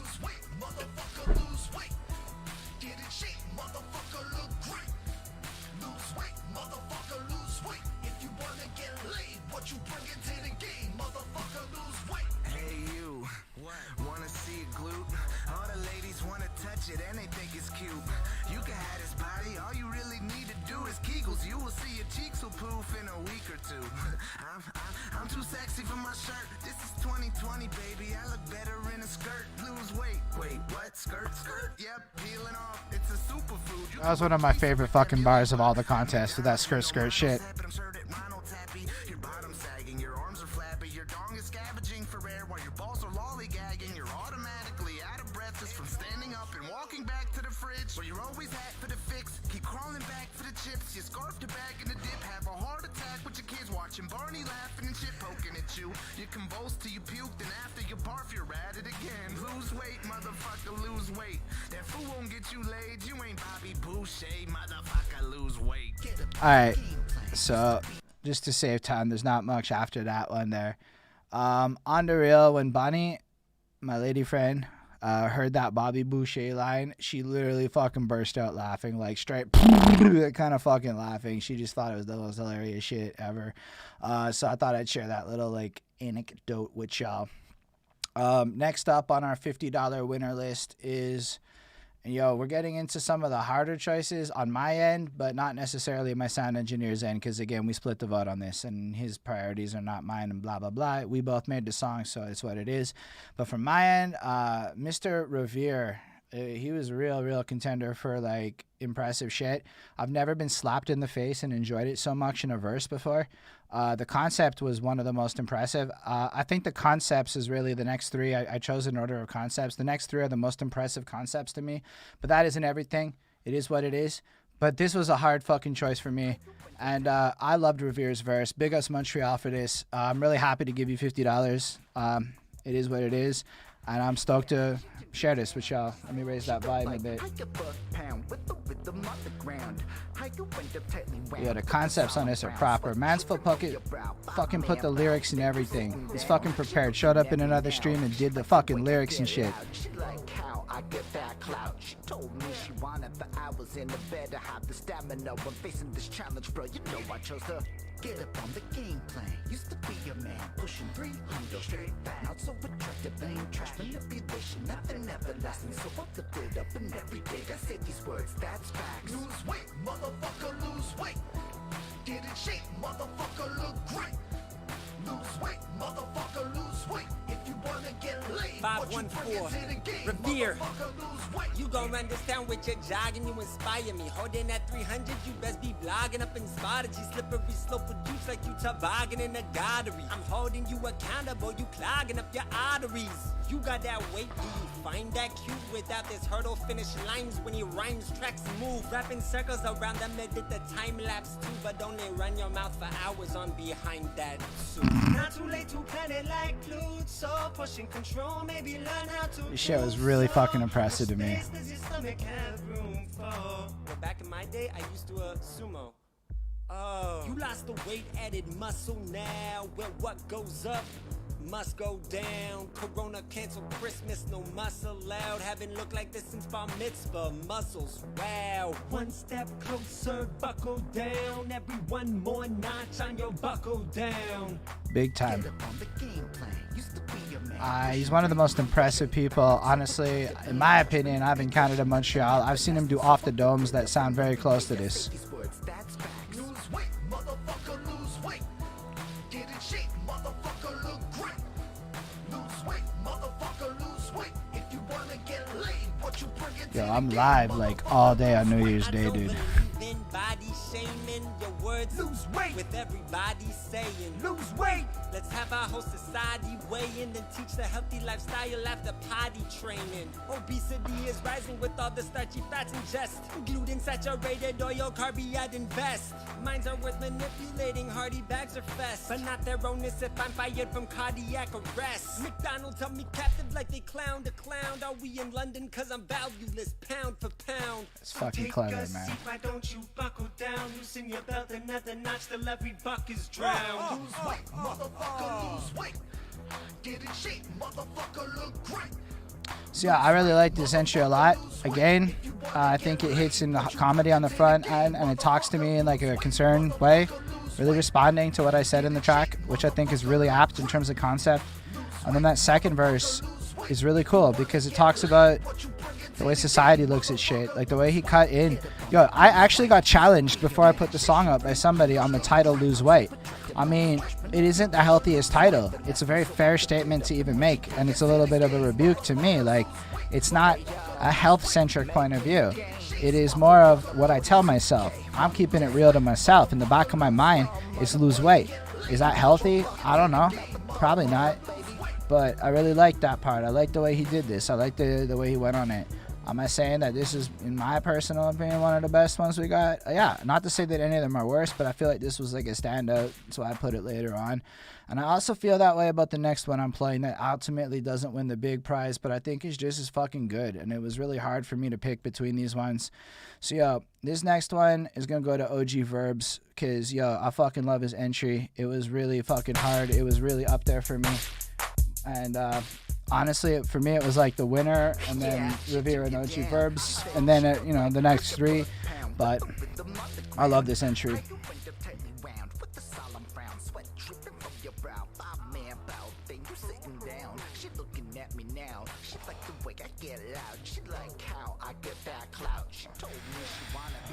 In the bed to have the stamina when facing this challenge, bro. You know I chose to get up on the game plan. Used to be your man. Not gonna lie, watching y'all respond to promoters has actually been interesting because people have different approaches to each of them, and that's kind of fun. Lose weight. Get in shape, motherfucker, look great. Look great. Lose weight, motherfucker, lose weight. I love this verse though, man. What you bring into the game, motherfucker. I know it's hard to say no to plates, but you gotta motivate. I know the weight is tough to lose, but you can do it. I got faith, there's lots of ways to make it happen. You need to stop the snacking. 3 o'clock in the morning when you really should be napping. That's when you make a salad. I'd rather have you have that than the fattening ass patty. I know you want it badly, but that's way too many carbs. So listen to these bars, and I'ma help you to make it easy for you to go hard. Cause how you gonna get broads when you wearing extra large? You won't have sex at all. Come on, I know you ain't going out like that. You don't wanna be stuck in that house, cause you ain't going out like that. If you gon' lay up on your back, you might as well do sit-ups. And these sit-ups is better than nothing if you really get trying to get up. Drink one water in the morning, it helps your metabolism. This isn't a lie, it helps your digestive system. Get some citrus from a grapefruit, helps you to lose weight too. Natural fat burners, a word you could relate to.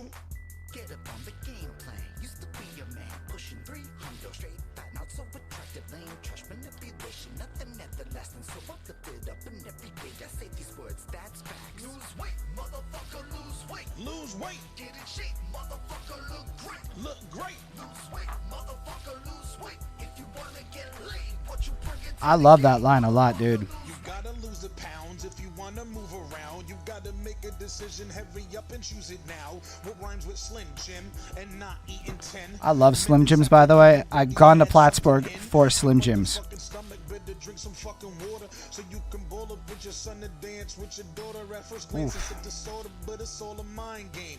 Lower your sodium so you won't have migraines. If not my way, you gon' find what works for you. Admitting you got a problem, gotta be the first you do. Don't worry about it. Mixing wasn't part of the contest, though, so that doesn't matter for the contest. Everybody asked me ahead of time, and I was like, cell phone's fine. We'll talk about mixing after. I don't want to put that. That's part of the prize if you win, is we'll deal with mixing.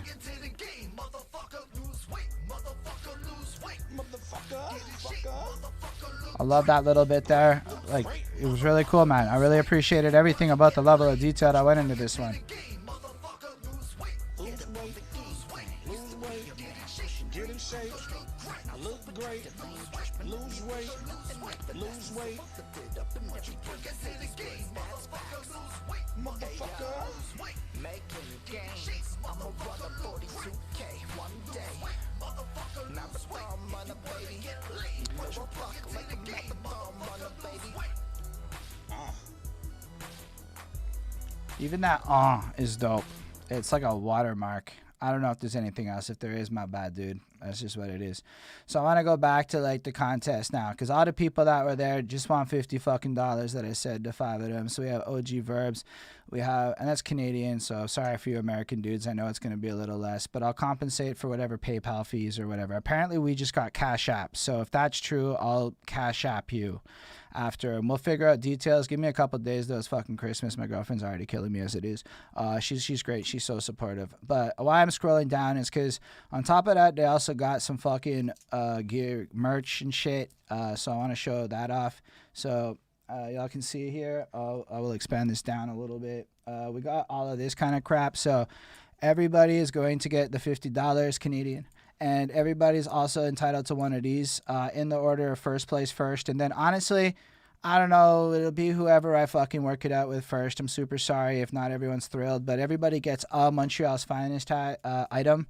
I don't really have a preference for the other 5 fucking things. So I guess it'll be first come, first serve. After it allegedly has Cash App. I don't know if it does. Somebody said it did, and I will check that. So yeah, the 5 people will all get one of these after the winner takes his pick. So you can all let me know what you want, and it'll be first come, first serve from that, with the winner getting his pick after that, so he gets priority. So I guess give me 2 things you want from that in case you can't get the one that you want. On that note, I asked a lot of people what they thought, and I had actually decided this guy had it pretty early on, because in my opinion it really stood out to me.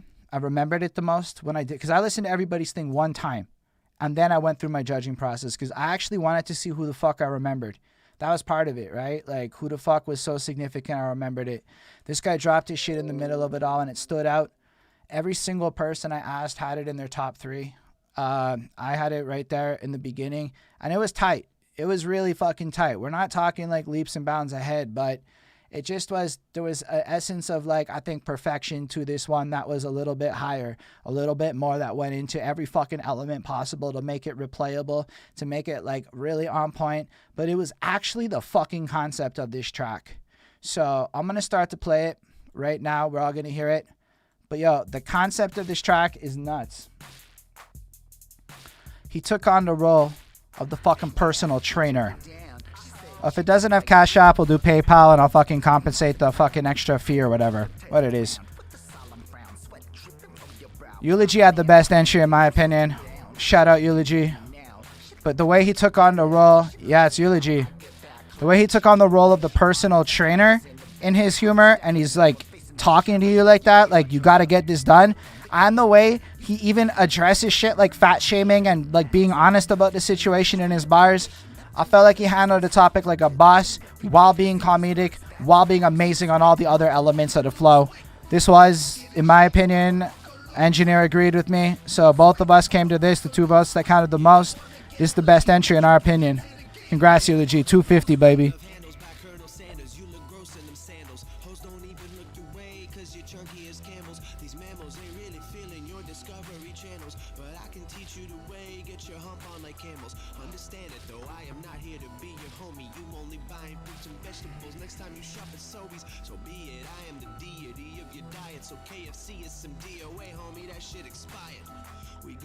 Till you tired. Right now you look like a stack of tires. All your insecurities getting magnifiers.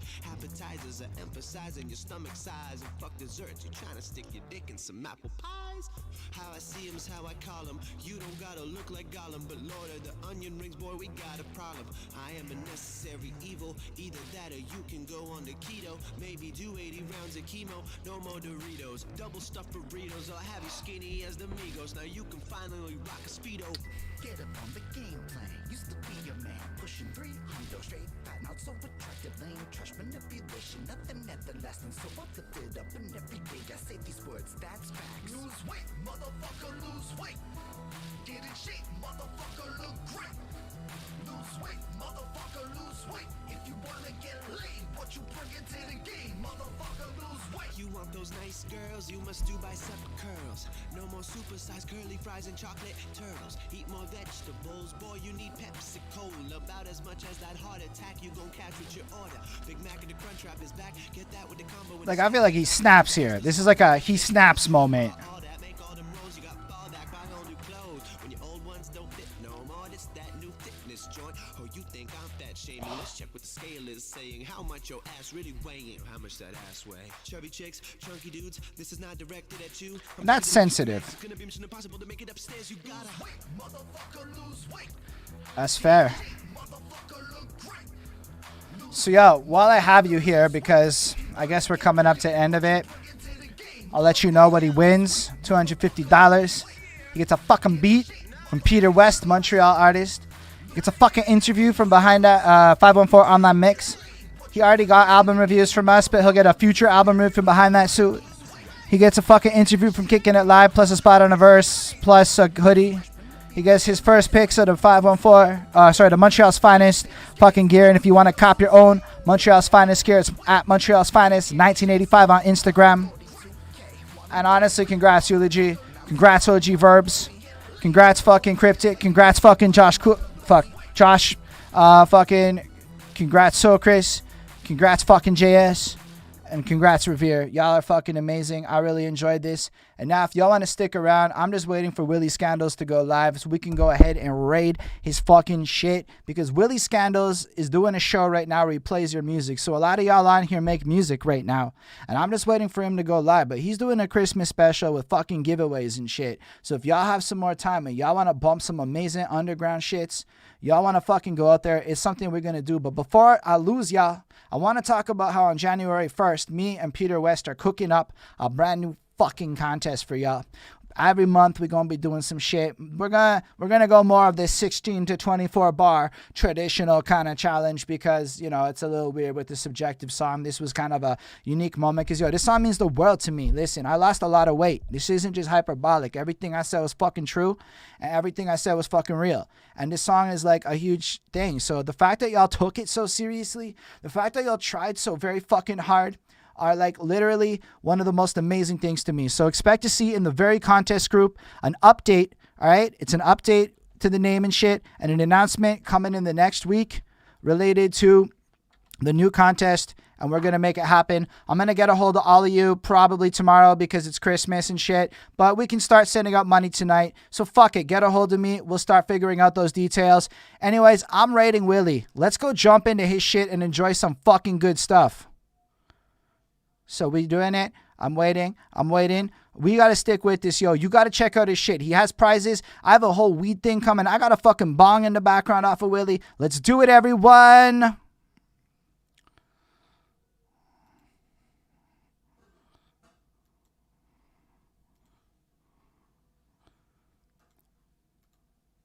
I hope that works.